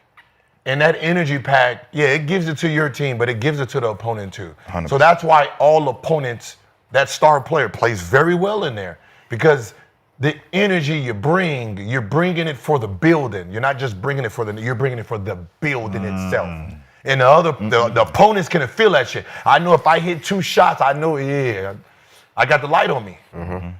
Then it gets silent in that moment. Come out here one more. Oh my God! Money Mitch in that. All that energy go out. Mitch. Woo! Shit! You look around, it's quiet. They get 30 in What the does garden. Boston shoot average per night from 3 as a team? Do you know what that is? During the regular season or? Regular season and the playoffs, normal. So I think 37% during the regular season. I think they're shooting like 33% in this series. 32. And the games they lost, they shot 15%. They shot 25. They were 25 for 100. 25%. Sorry. 25 for 100. They made 15 out of 60 and 10 out of 40. Yep. And then 20 out of 40 in game 3. Missed 45 attempts in game 1, right? NBA playoff record. So they're down 5% from their regular season stats shooting the 3. 12. I think that's 12%, defense, right? though. 25. That's got to be defense. Yeah, but in between in the series combined, I think 32%. So they're about 5% off of. Yeah, it's because those 2 games they shot 25, but no regular season's 37, so it's a good 12% off their normal. But that's what he's banking on. Joe's banking on that 50% game to keep him where it's logically makes sense to him. Because if we get if we get another 20-point game, pushes us up to about 36%. So now we look like our mastermind scheme for last year, scheme for this year is to shoot threes. Hey guys, don't fucking worry about it. Keep shooting. Keep shooting. We gotta make because we're gonna have 4 people make 4 threes tonight. I mean, all we gotta do is make 20 at least. One guy get hot. Derek White got 7 threes tonight. Jayson Tatum is gonna keep shooting 15 threes because he really feels he can get to 10. Yep, and then He really feels I could hit 10 one night. Like it's so weird. I mean, it's gambling for sure, but It's so weird that you adopted Golden State's 3-point attempts, but didn't adopt the most important part of it, movement. Yes. Movement. What made him so dope. Right? That's why they get open threes versus you don't get none of that. Because they're moving. They're all running around. You chasing him over here. He went there. He done gave him the signal to come back this way. There's rotation and movement. This one-on-one, I got the ball, and I'm going to sit here and poof, poof, poof. You ain't leaving your guy. You're just sitting there. That's more of Houston. Right? Yeah. I'm just like, you just one-on-one style. You got to contain. But so when he passes it out, this man don't have no wide open shot. He's taking technically a contested shot every single time down the floor because you don't have any structure and movement for your shooters. Your shooters are sitting there just flat. But y'all remember Cal Korver? Yeah. Cal Korver was a corner shooter, but he came off pin down. Fast as fuck. Deep. So you just couldn't sit and just wait in Atlanta. and play safety because you had to fight him over the thing. And if you sitting down here, you were fucked. Dead. he was coming off that much. Shooting at Because they immediately. Because they ran a play for him. They run play for him. Immediately. Yeah. Because if Cal in the game and you ain't running no play for him, he's useless. What the fuck is you doing out here, bro? Yeah. Give us something. So He was getting you talked about the Warriors. Let's talk a little bit about Draymond Green. So we got to go back to Game 2. Draymond picked up his 5th tech of the postseason on this play. Let's take a look at the highlight. So Naz Reid gets whistled for the foul. Draymond flails his arm out, makes contact with Reid's face, sent him to the ground. Play was reviewed. Draymond was given a technical foul. As a result of the review, naturally, Draymond wasn't happy with the call. Proceeded to give the ref an earful. As They Wolves let him fans play. They let him keep hooping too. call for him to be ejected. But please, Agardo with the fan reportedly hurling a racial slur. Get him,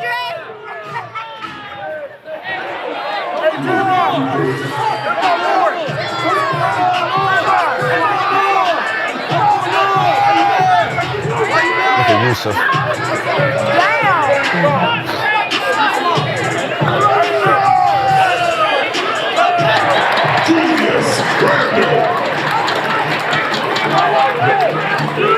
So After the game, Draymond had this to say about his perception in the league.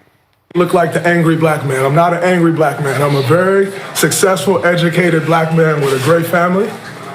And I'm great at basketball. I'm great at what I do. The agenda to try to keep making me look like an angry black man is crazy. I'm sick of it. It's ridiculous.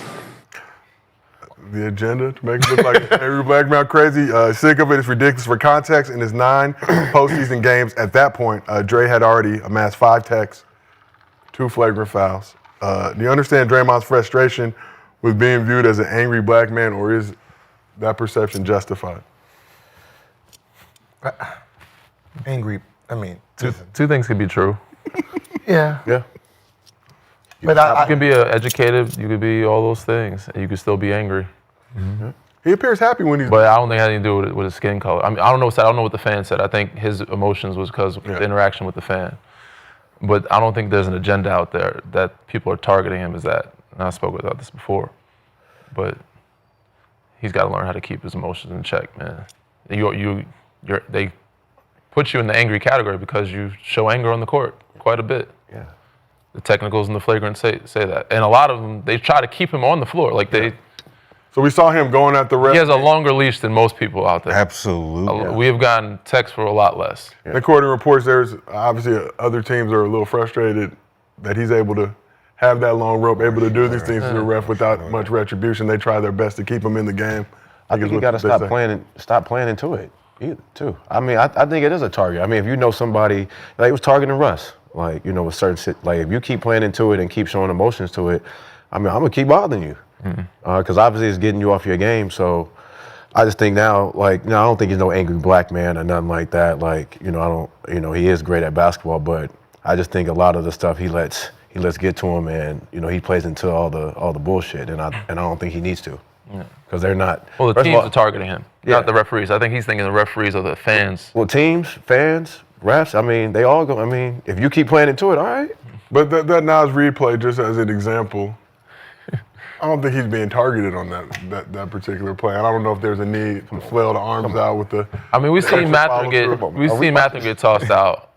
Yeah, for the judo. Come on, bro, but that was. This is the playoffs. That should have been a flagrant one. That was Hunter being a little punk, bro. And Hunter retaliated with the push. But why would you even have to all that? Like, bro, chill, bro. He could have box him out hard or something, bro. You ain't gotta. Y'all tripping. I don't think he should have been tossed for that. I thought it should have been either technical or flagrant one.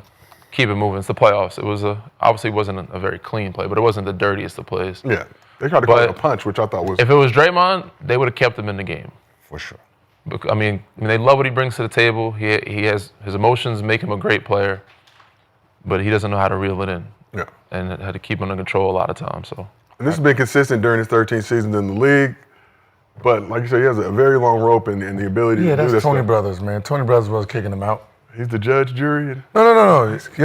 Your team getting their ass whooped. I'm not kicking. I'm not letting you go back to the goddamn locker room and just pretend you ain't getting. No, you're gonna get your ass whooped just like they are. So you're not getting kicked out of this game. I don't give a fuck what you call me at this point. Stay in. Keep getting that ass whooped. Because I remember I heard that I was next to him, Tony Brothers, when somebody was trying to get kicked out the game. Because they're like, nah. You're gonna take the ass whooping with your team.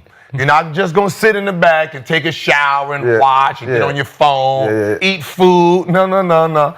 Take this ass whooping like a man. So that's sometimes when you have like somebody like Tony Brothers, it's like he understands what the player's trying to do. Yeah. Right? He's trying to like, this motherfucker, like, damn, we getting our ass with 17-30. He knows we got underdog pick'ems we need to hit. You know what I mean? So, but I don't think he's an angry black man. He's an angry basketball player when he's not happy.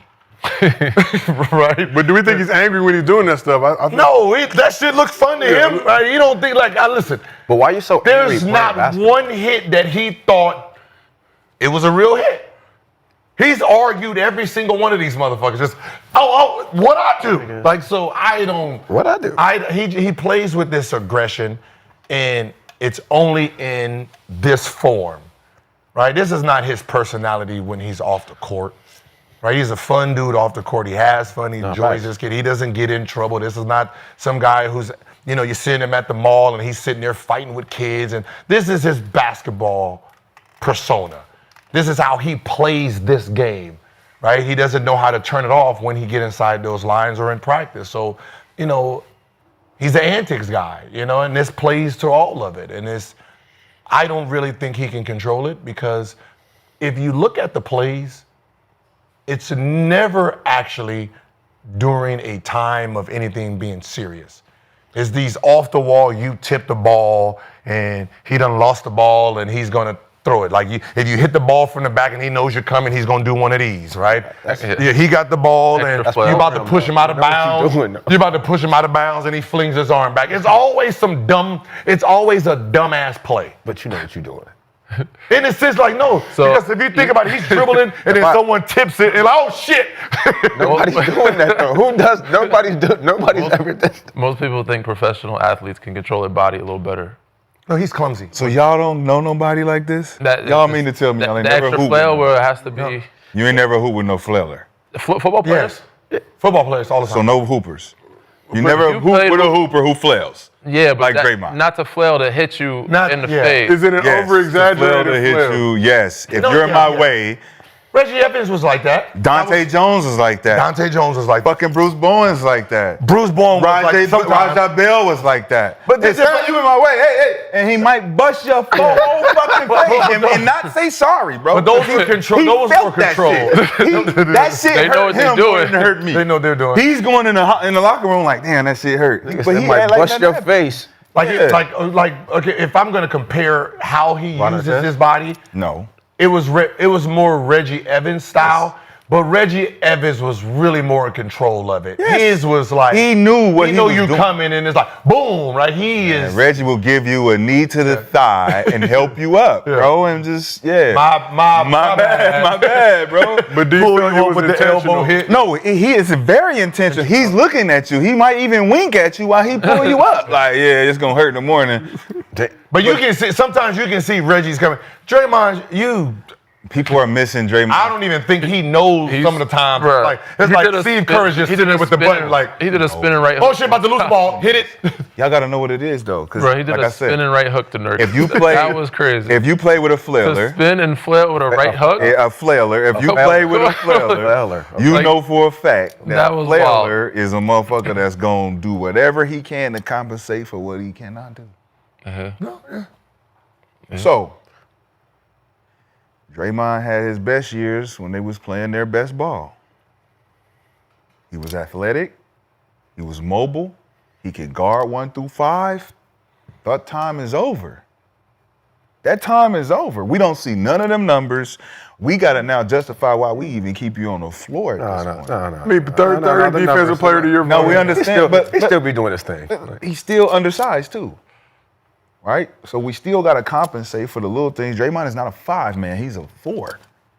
So he playing out of position. It's getting him in a place where he has to show these other guys that's in the league, Sabonis and Goon, hey, man, y'all going to respect me. He has old school mentality. And it ain't so much his behavior and how he thinks and his emotions. It's survival.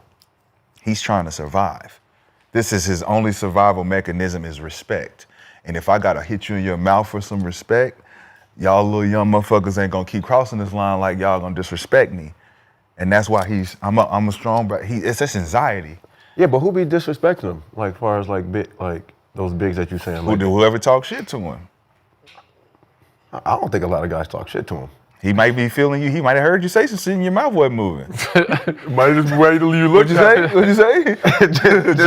Jordan Poole didn't say a goddamn thing. That motherfucker, blah, blah, blah, blah, blah, blah. Nah, he said something. He said, just be at the free throw line. What'd you say? Huh? Nothing. Like dude in the program. I heard what you said about my mama. Oh yeah. The last thing you want to do though is be down when Draymond's in the game. You don't want to be up. I mean, you don't want to be up when Draymond's in the game. You got to start looking at the clock like, all right, we up 17. Draymond's still here. Hey, man, watch your face.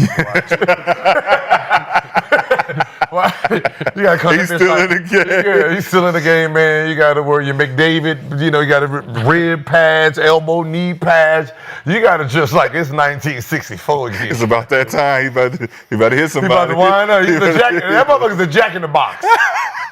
Ding, ding, ding. Every time you go down the court, ding, ding, ding. Bitch. With no Steph in the game to help. No, it's worse when there's still Steph. That's what I'm saying. Because then it's all his basketball. It's just ugly basketball. You see what happened with the Nas shit, right? He hit Nas, nobody moved. Yeah. Everybody stood still. Like, you see what happened to Rudy last time? Don't nobody fucking move. I will choke another motherfucker here. Don't you move a beat.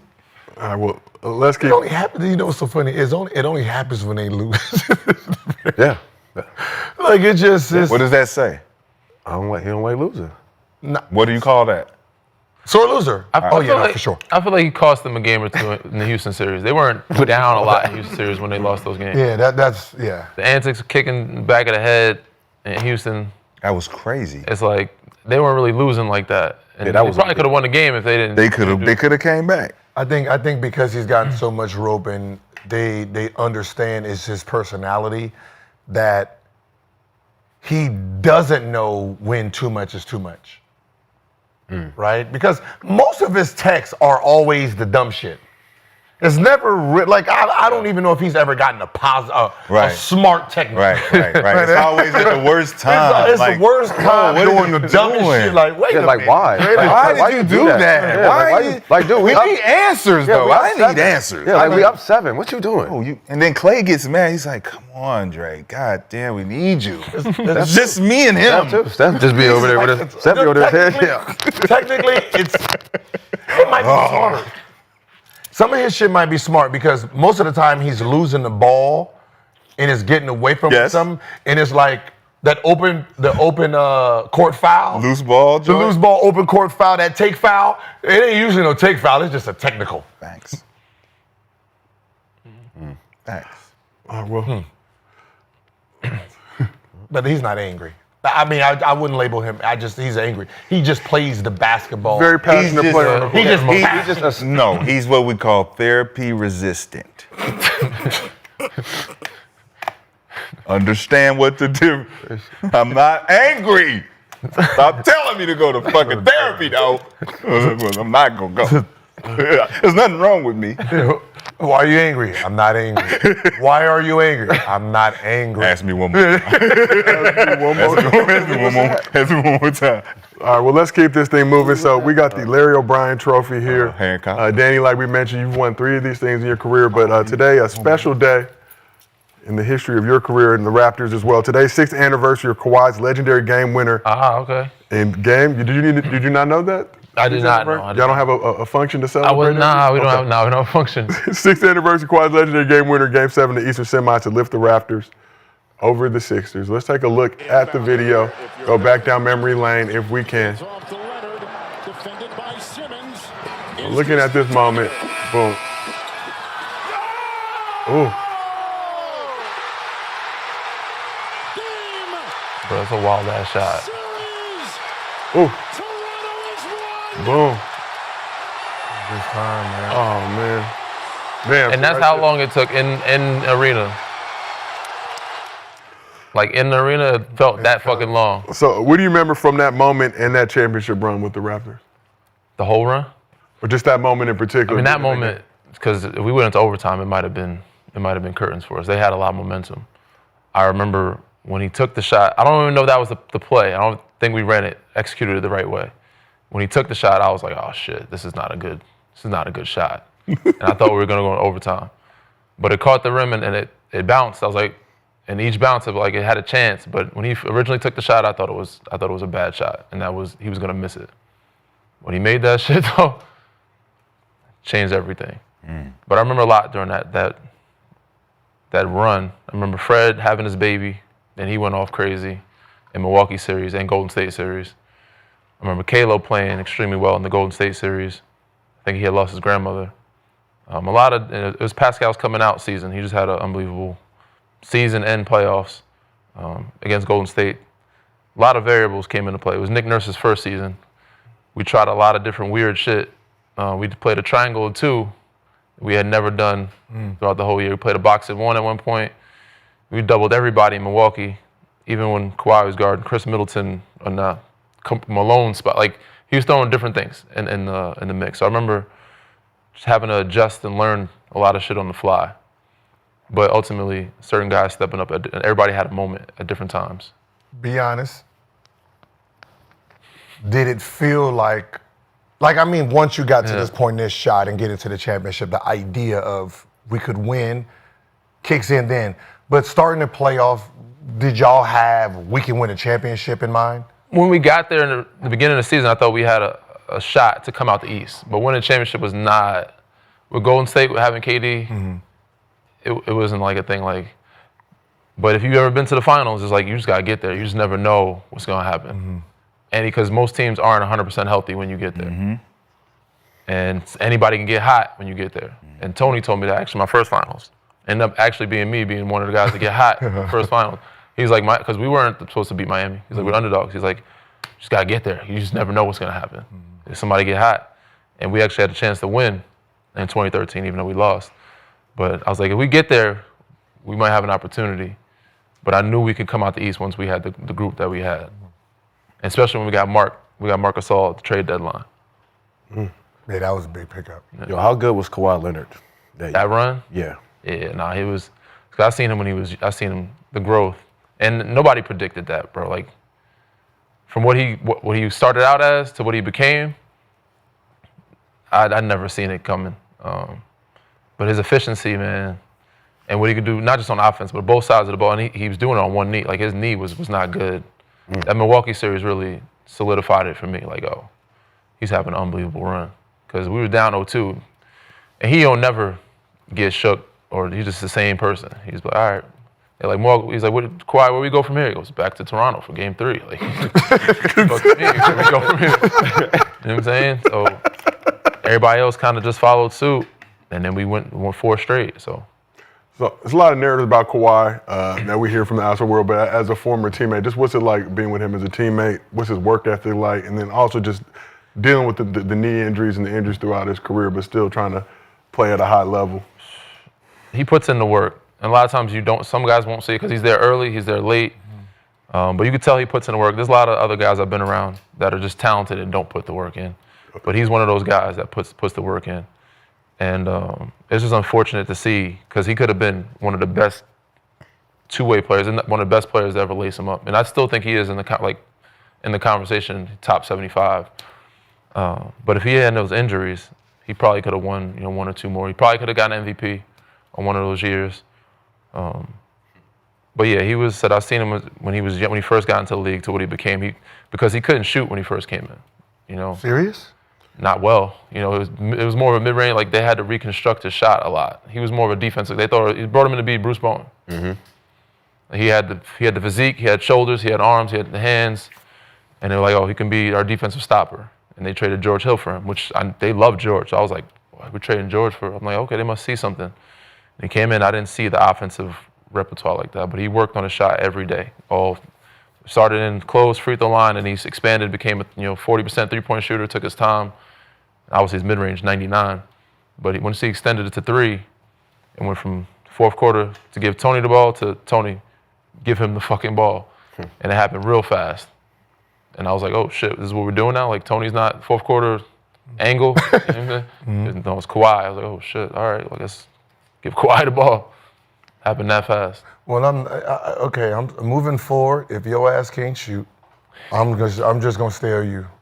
I'm sorry. I mean, because the fact that when I look at his shot, and I call him a pure shooter. He can shoot. He's developed. Like he's done had this shit since he was little type of shot. Nah. But the fact that he created it as an NBA player really means. That's why we couldn't see it coming because it's rare. You don't see people change the shot and become a good shooter. You either have touch or you don't. You can shoot or you can't. You usually don't develop that as an adult. Yeah, he developed that, even though he wasn't a full adult, but like 2020, he restructured his shot, changed it, and became a really good shooter. Before that, it was like more mid-range, more like floaters, layups, hook shots. That was more, but three-point shot, he wasn't one of those guys. But he developed that. He's a top 5 player in this era. In this era? In his, well, is this In his era? If he was healthy, yeah, but I can't, it's hard to put him in that conversation because of the last last two postseasons, he's not been able to be active. Like, he's missed a lot of postseasons. But talent-wise, for sure. You know, he's up there in the top 5. Well, let's get back to this postseason. Okay, before that, so it is postseason. Since you were on the team that won this, Yeah. can you tell, because it's always coming from people who wasn't there, Yeah. how hard was the bubble? Oh, the bubble was a pain in the ass, man. It was a nice setup. Like, I give a lot of credit to the NBA for giving us nice resort, everything, food and all that. But even if you're eating the best food in the world, if you eat it every day for 100 days, you're gonna be tired of that shit. But the walls just start closing in on you. You're in the same hotel room, same resort, eating the same food. Guys trying to do the golf court, like doing the same golf courses. We were there for like 98, 99 days. The first 2 months without family, no wives, no girlfriends. It was just more mentally and emotionally taxing. And physically, because I feel like they have some rest days. Like, I feel like they have more rest days now. But then, I think we're the only sport that kind of started back up, and it was like every other day. We had the training room, which was a plus 24-hour training room. So you have access to getting your treatment. But it was just taxing, physically, mentally, emotionally. It was a pain in the ass. So would you consider that championship run easy? Nah, it was the hardest one for me, but for sure, by far. Like, none of them were easy, but that one was the most challenging. Definitely the most challenging. Because even when I hear about the bubble, all the players that were there say it was the hardest thing to do because now you take away family, you take away friends, you take away all the things that makes you comfortable. Yeah, small things you don't realize. You ain't driving for 3 months. Like, you don't even have a chance to get fresh air. You come back home, oh shit, I haven't driven a car in 3 months. Mind you, they testing you back then. They tested you. They scrambled your brain. That was in the nose. Every day, twice a day. Just getting random food spots just small things that you miss that you don't realize you're not having access to. And the biggest thing for me is I'm used to playing in front of fans. Like, I feed off the fan energy. There ain't no fans there. I'm like, they got the noise it ain't the same.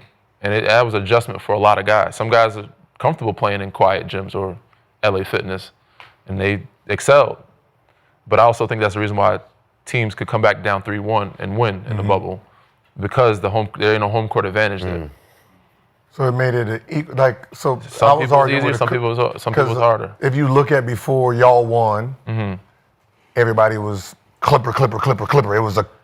It was Clippers gonna win the championship, and then when they lost, it became, this is too easy. Whoever wins is gonna be. I mean, anybody that's a Bron fan or not a Bron fan or not a Lakers fan, they're gonna hate on it, of course. But I feel like if it was in a natural environment, then we might have gotten that Lakers-Clippers series in the Western Conference Finals matchup. And that would have been. And they got the best of us most of the year, throughout the year. But I think in the playoffs, once the game slowed down, we had so many pieces. We had a lot of depth. I think we would have gotten them. Yeah, I thought. We'll never know, right? They were a really good team, though. If it was in a bubble, then it favored the Clippers a little bit because the Laker fandom can't take over the building. Now everybody has, fans. Yeah. If it's here in Los Angeles playing in the crypto, the Clipper gym is going to be just 7 Laker home games, right? So it kind of, so that's why I think once it went to the bubble, everybody was on the Clipper tail, and then when they lost, it was okay, this sucks. Yeah, I mean, they had a lot of guys leave the bubble for other reasons, and I'm not discrediting that, but they all had family issues, and once we saw that, we're like, they're not going to get the chemistry, and they're not locked in like that. That's crazy. You had to be locked in. I think Trez left, I think Lou left, Pat left. I think Kawhi came in late. They had a lot of different things going on. And there was a moment we said they was thinking about shutting it down. We almost left. I don't know what happened, but Milwaukee didn't play one game. Yep. We had a meeting. It was just a random, we're not playing tonight. Like, oh shit, okay, reschedule the game. And then at that point, guys were thinking about leaving too. And then obviously everybody looked at Bron like, if Bron's leaving, this shit is not working. Like, it's gonna shut down. And so they all looking at the Lakers like, what y'all gonna do? Because we ultimately made the decision of if it was going to keep going or not in their minds. Because if we left, then Clippers ain't staying. Like, nobody else is staying. That's how I knew, man. It was for Hooper. It was for Hoopers, man. If you was a that's for Hooper, Hoopers. then you was locked in. Shit like NBA camp. Yeah, that's pretty much what it is. That's why when someone said it, like, that's it. It's a bubble, and I'm Why like, it don't count? it don't count That's why. because you can't focus. This NBA? Yeah, it's a fucking deadly virus in the fucking air. For me What too. are you talking about? I might die. In there? Anywhere, nigga. Around that time, everybody was scared of dying. The only people that wasn't gonna die was NBA players that was in that bubble. That was the only. Like they was good. Like y'all was good. Everybody else. Everybody else. It wasn't Everybody safe else players. So think about what he just said. All those players was leaving to go check on their families, my nigga. It was a safe Y'all place. rich. Stay your asses in the house. All right, this is what we doing. But he said it was the hardest championship for him. So that's why I said I wanted him to say it and speak it because he was there. But listen, He won. Somebody got to win But it, listen, right? as a hooper though, you wouldn't want to play As that a type of. hooper. I wouldn't want to play in what? In that type, So my where question- they in that Yeah, bubble, Knicks won, in that would it bubble, count? that's all. That's Hell yeah. that's just hoop. You gonna ask him? I'm not trying. As to if the catch Knicks. that. I remember wasn't Julius in there like hell yeah, I'd love to be the Knicks. You're not gonna catch nothing. Yeah, Rudy did the shit, man. Rudy started it. Patient zero. But what I'm saying though, in the bubble though, you're Don't not touch finna. me, But nigga. I'm saying though, in the bubble, you're not finna catch Don't nothing. dap though. me up. You just Don't do hooping nothing. every day. Matter of fact, talk that way, bro. It's the best hoop ever, dog. Stop saying I asked because LeBron. I asked because I'm a Laker fan. Thank you. I'm a Laker fan. When LeBron leave, I would never say the nigga name again because it would be Luka. Yeah, you I don't know where y'all get this Laker from. great. I didn't say his name before he got here. I won't say it after. It's gonna be Laker great. fucking Luka. He's already ranked top 4 for me. I'm sorry. Magic and Shaq, you gotta move around. LeBron will be a Laker great, but then Magic and who? or in Disney jail. Magic and who? Magic and Shaq gotta move to 5 and 6 because Luka's 4 already. Crazy. Damn. That's crazy. If Giannis comes, Giannis is 4. For sure, Giannis might be 3. Cole go back to 2. Giannis goes to 3. Luka, then probably Bron. My shit is movable, baby. So quick. My shit is that's movable. nasty. I'm not stuck. As a Laker You know fan, what I that's mean? nasty. Soon as you put a Laker uniform up, your shit just heightens, right? Steph, KD come. Oh shit! Oh shit! My top. The Glacier my, go- top 10, my top 10. I think I got 8 Lakers. Jordan's 1, and then Tim is somewhere around there. Yeah, he's floating. He's a floater. he's just floating around 6, Tim 7, Duncan, the 8, greatest 9, number 10. 1 pick ever. Who? Tim Duncan, the greatest number 1 pick ever. LeBron. Tim Duncan. Tim Duncan, the greatest number 1 pick ever. He got 5 of them, don't he? No, just go look at everything. You got 5 of them? Yeah. We got 5 of them, don't we? LeBron. We got 5. LeBron is there, right? Pop drafted. I mean, Okay, hold on. defense and all that. When it comes to like, if we're just gonna say just accolades, and you start to factor in teammates and stuff, then okay. Then I can give you that. When it comes to your teammates also, and who you played with and who you played against, then Tim Duncan should be top 4, top 5 of all time. No, for sure. Because when you talk about Magic got drafted with the number 1 player in the world on his team, right? But you got to remember, before Jordan became the GOAT, Kareem was the GOAT priming. I think Kareem was the MVP of the league when Magic got drafted there, right? So A little older, but yeah. So then you have him, then you get James Worthy, like you're coming into a dynasty already, right? So the fact that Tim shit was created from from the ground up. Yeah. I mean, I just threw it out there, so I don't know why people feel. I mean, he came in with David Robinson, but from there, once they got rid of that, I ain't gonna say ground. no, he didn't. I mean, no ground, but when they left, From the ground. we had to build from the ground. They didn't win. Tony Parker was a 30, so he was 2 picks he before was me. winning with second-round picks. Yeah, mine Role was player. second round. Manu was 2 picks before me. He was 28, 29. 1999. Right, the lockout year. Yeah, the lockout year, Yeah, they won that, but I'm saying 2001 when David Robinson, all the vets left, Ginobili was the 2nd round pick, and Tony Parker was a late first round. That speaks a lot about Pop. Pop drafted the. Well, that speaks a lot about Kobe and Shaq. No. But that speaks a lot about. Pop drafted the greatest number 1 player ever. So I don't. lot That about wasn't Pop. his pick, right? It wasn't. That wasn't Pop. No, it wasn't. I don't think that was. But no. Good try. But I think they have great scouting. Good try. I'll let you try. No, but when it comes to scouting, Spurs pick some amazing pieces that fit exactly what they're trying to do. I mean, they have the perfect specialists for their squads. Like, even when you think about some of the people that got there and left, right? Those were some pretty fucking great pieces that they picked up. Boris Diaw. Yeah. Matt Bonner. Even the new age guys. Derek White was there. Dejounte Murray was there. Dejounte Murray. They were all Who was you said George? Derek White. George Hill. Derek White. Oh, Derek White. Derek White, George Hill. What you said, drafted? They're picking. They're picking basketball players. Steven Jackson? Yep. Yeah, they got basketball players, like guys who know. Well, they have basketball. it's functions that they use for players. What function do you have for our system? Yeah, they're looking for something. This is our system not moving. We're not changing our system. We're only going to change the functions. Can you do this well? No? Or you can't be over here. You can go to that team. We need Danny Green over here that can shoot that shot right there, because that shot going to be the shot he going to get. No, I don't want Danny in that place. That's his spot. Yeah. You go over there. Yeah. You shoot that shot, you shoot that shot, you shoot that shot. Don't let me catch you in them spots. Don't you be in the wrong spot. Even Blair was good. Hell yeah. Hell yeah. He had no ACLs. Yeah, he just had he played without him. Was good. I'm like, damn, it's all right. So, Danny, you won a chip with the Spurs. Castle.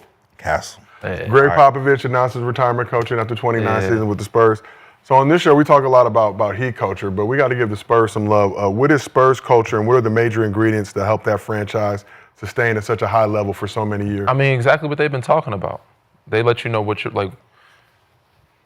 They let you play to your strengths. They're gonna maximize you to the fullest. Pop knows how to get the best, and they draft more so certain types of humans first, like guys without egos, and that's why they find guys overseas or different countries.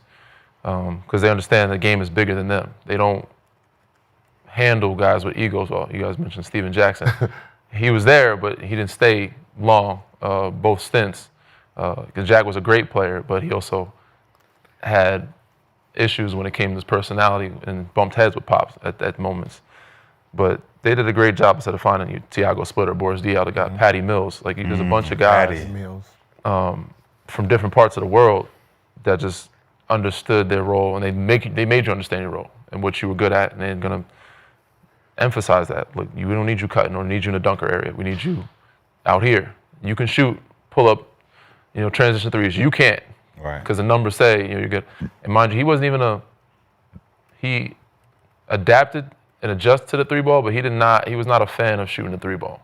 Like, Pop was definitely an old school type of guy. He wanted to throw it in the post, traditional 2 bigs, 4 and a 5.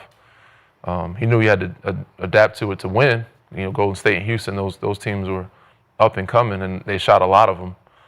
But he was more of an old school type but he's disciplinary, very militant.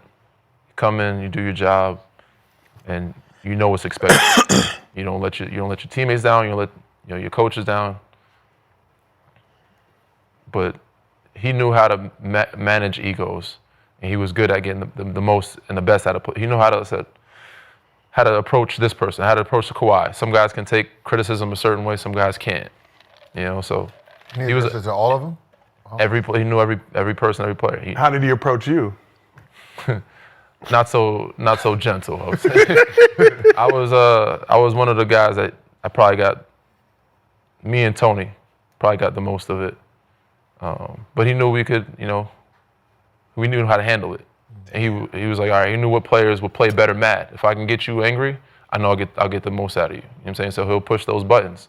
Some guys don't play that well. You know what it's But it's also it was always a chess game. He'll fucking cuss you out today and bench you because he knows we're playing so-and-so in 2 games and I need you locked in for that game. I knew I'm gonna put you in the doghouse for a couple games.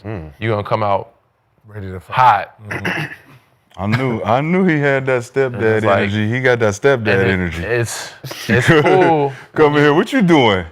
When you're young, when you get older, you're like, yo, we don't have to do. You know what I'm saying? We have to do. You bring me that damn beer, boy. But that's exactly how it was. Miller High Life. Miller High Life. Man. Yeah. Yeah, well, shit. I guess let's. Yeah, last time we was talking about Pop. We got Pop in the I saw. I'm glad you I keep looking over my shoulders. I mean, they did start talking over there a little bit. I was Kid and shit. kid and shit. Don't do the kid. I kept looking over my shoulders to make sure we were. Hey man, don't play the bike shit. Play the bike shit. He coming. He in there. Last kid, nigga that was talking about the two dark niggas over there. We didn't make it through the show. We had to leave early, but As soon as you put the Pop in there, I'm over there looking like, oh shit, Paulo gone. him downstairs. Ain't bring up Pop. All right, well, let's move on to Mostly Fans. Presented by Underdog. Go ahead, download the app. Use promo code GIL. Get up to $1,000. It's Mostly Fans. Yeah, Mostly Fans, man. You know, Bruh, what? And we're not only fans, we got Mostly Fans. Mostly fans. Okay. I respect the hustle. they still be paying. We'll do something strange for a little piece of change. That's what's up, man. I ain't know that was a thing. Dan, your first time in the arena, always welcome back in here. Thank you for bringing the Larry Appreciate you, O'Brien man. trophy with you as well. Man, this is the one. It's dope. But Dope, man. we got I want to take a picture with it because this is the closest thing I'm gonna get to a championship. I ain't even gonna lie. I'm gonna put the gloves on. No glove, no love, Gil. No glove, no love. So we got a question from Underdog user Zowick. Where will KD land this summer? Mr. B, you said something earlier in the show. I don't know if people picked up on it. KD. Kevin Wayne Durant. I hope he land on the good foot. Nigga been on the bad foot for a while. Land on that motherfucker.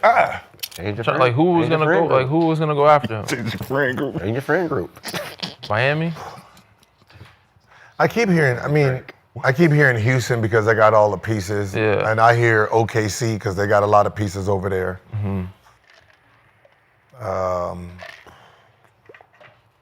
I don't know. I got to watch the draft. I think this year's draft is very important to a lot of teams because you got a lot of. I think he's stuck in Phoenix, man, for another year. I think the only Or person at least that can till leave- deadline. Yeah. After the deadline, maybe Houston or OKC.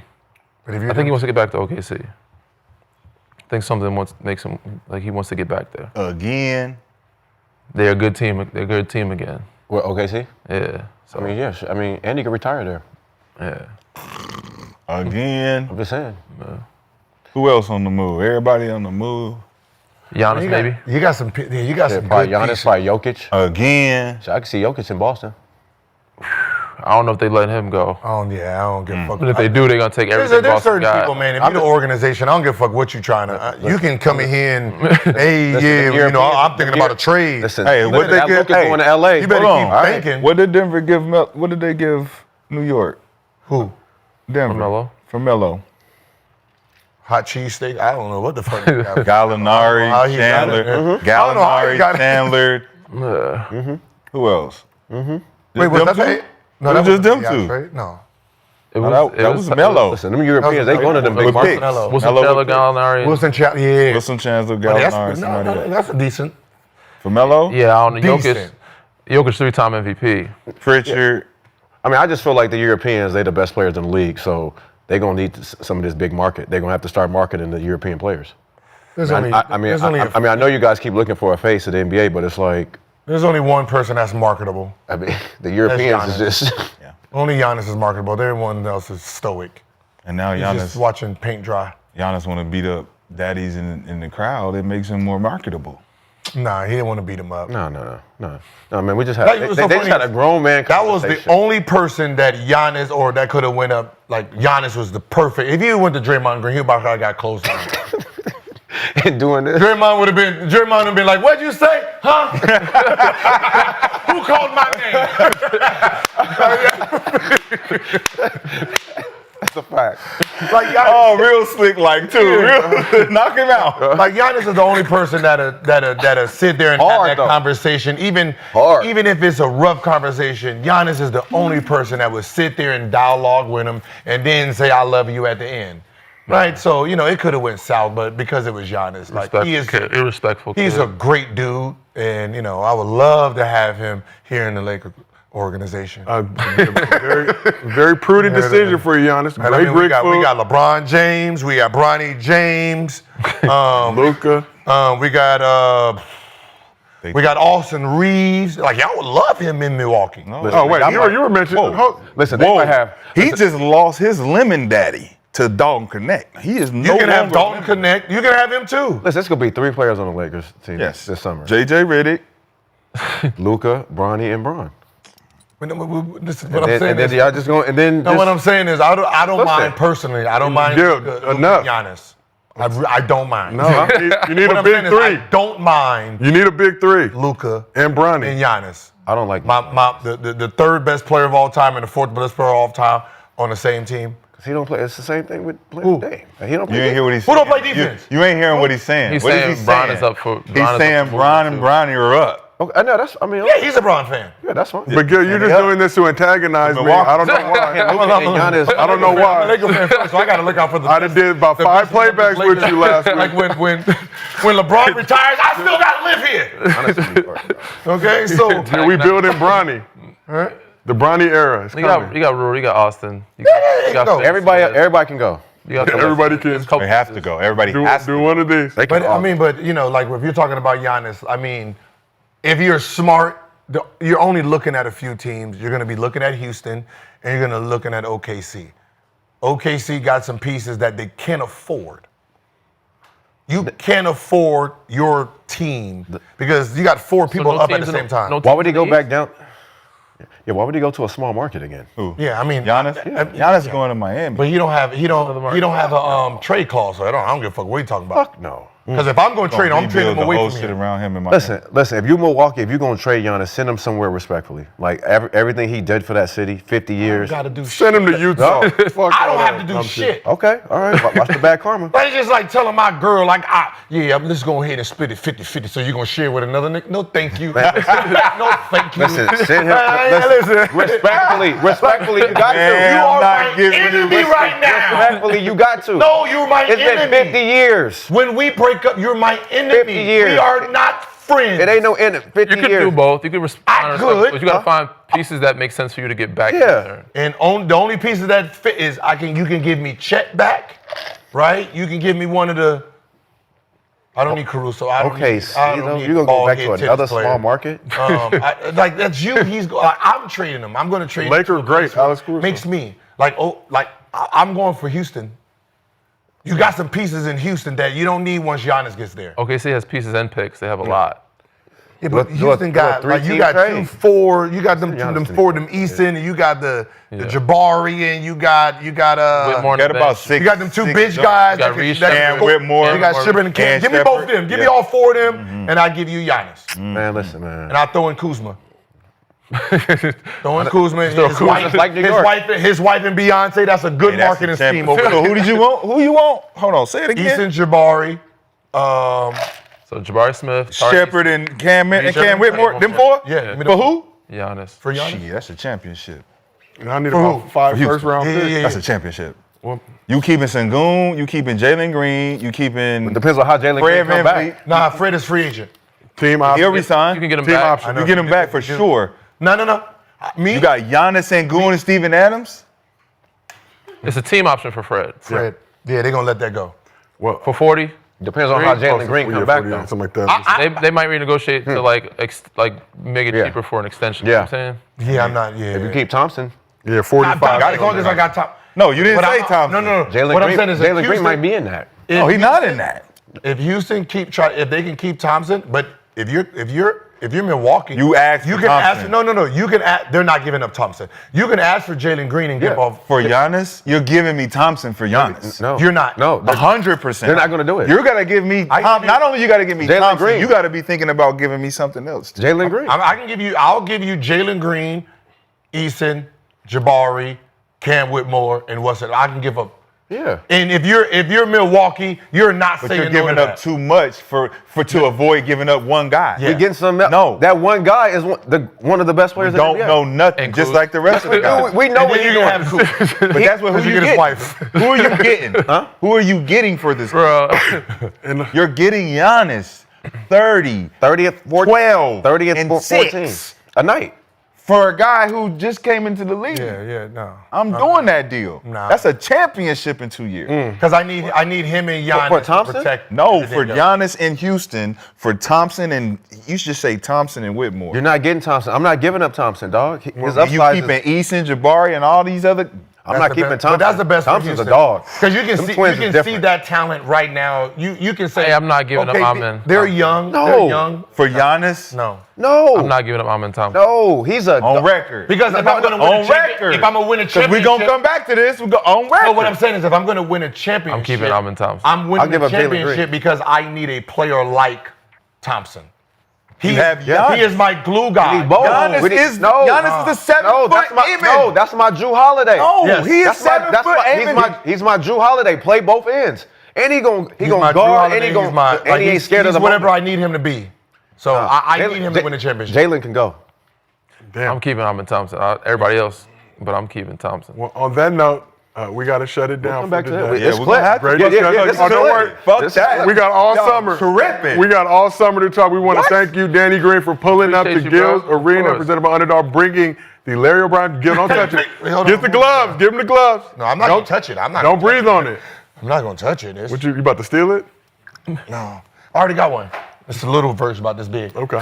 You know, that's how you do it when the white man get. And right over there. It's right there. The I'm gonna little- let Gil get his photo with the extender Scott Foster in the back. probably buy one, Ready too. to call it tech. Danny Green, Buy a appreciate Lakers you one. pulling I up. thought to I Gil's bought one. I thought that's a Laker one. The little one up there, that was Lakers. It was- I didn't read the Save it sign. for 2026. You know. We already know what's going on in 2026. He thought he was getting it was this that motherfucker came. He was like, That little, hey, they did the Babe, the little mellow statue. babe, you didn't Gave him look the at AI. They gave him a little AI Sixers. I thought you looked at it. Hey, I ain't gonna lie. I thought it said Laker gave me all of that because that's the. That motherfucker came with a little ass box. He was like, that's why it cost $40. On that note, appreciate everybody in the chat. You thought she was cooking. Make sure you check out Inside the Green Room podcast. That's why I called Check out Danny on ESPN. Josiah. Thank y'all so much. This has been another episode of Gills Arena presented by Underdog. Whoa, whoa! We will see y'all tomorrow.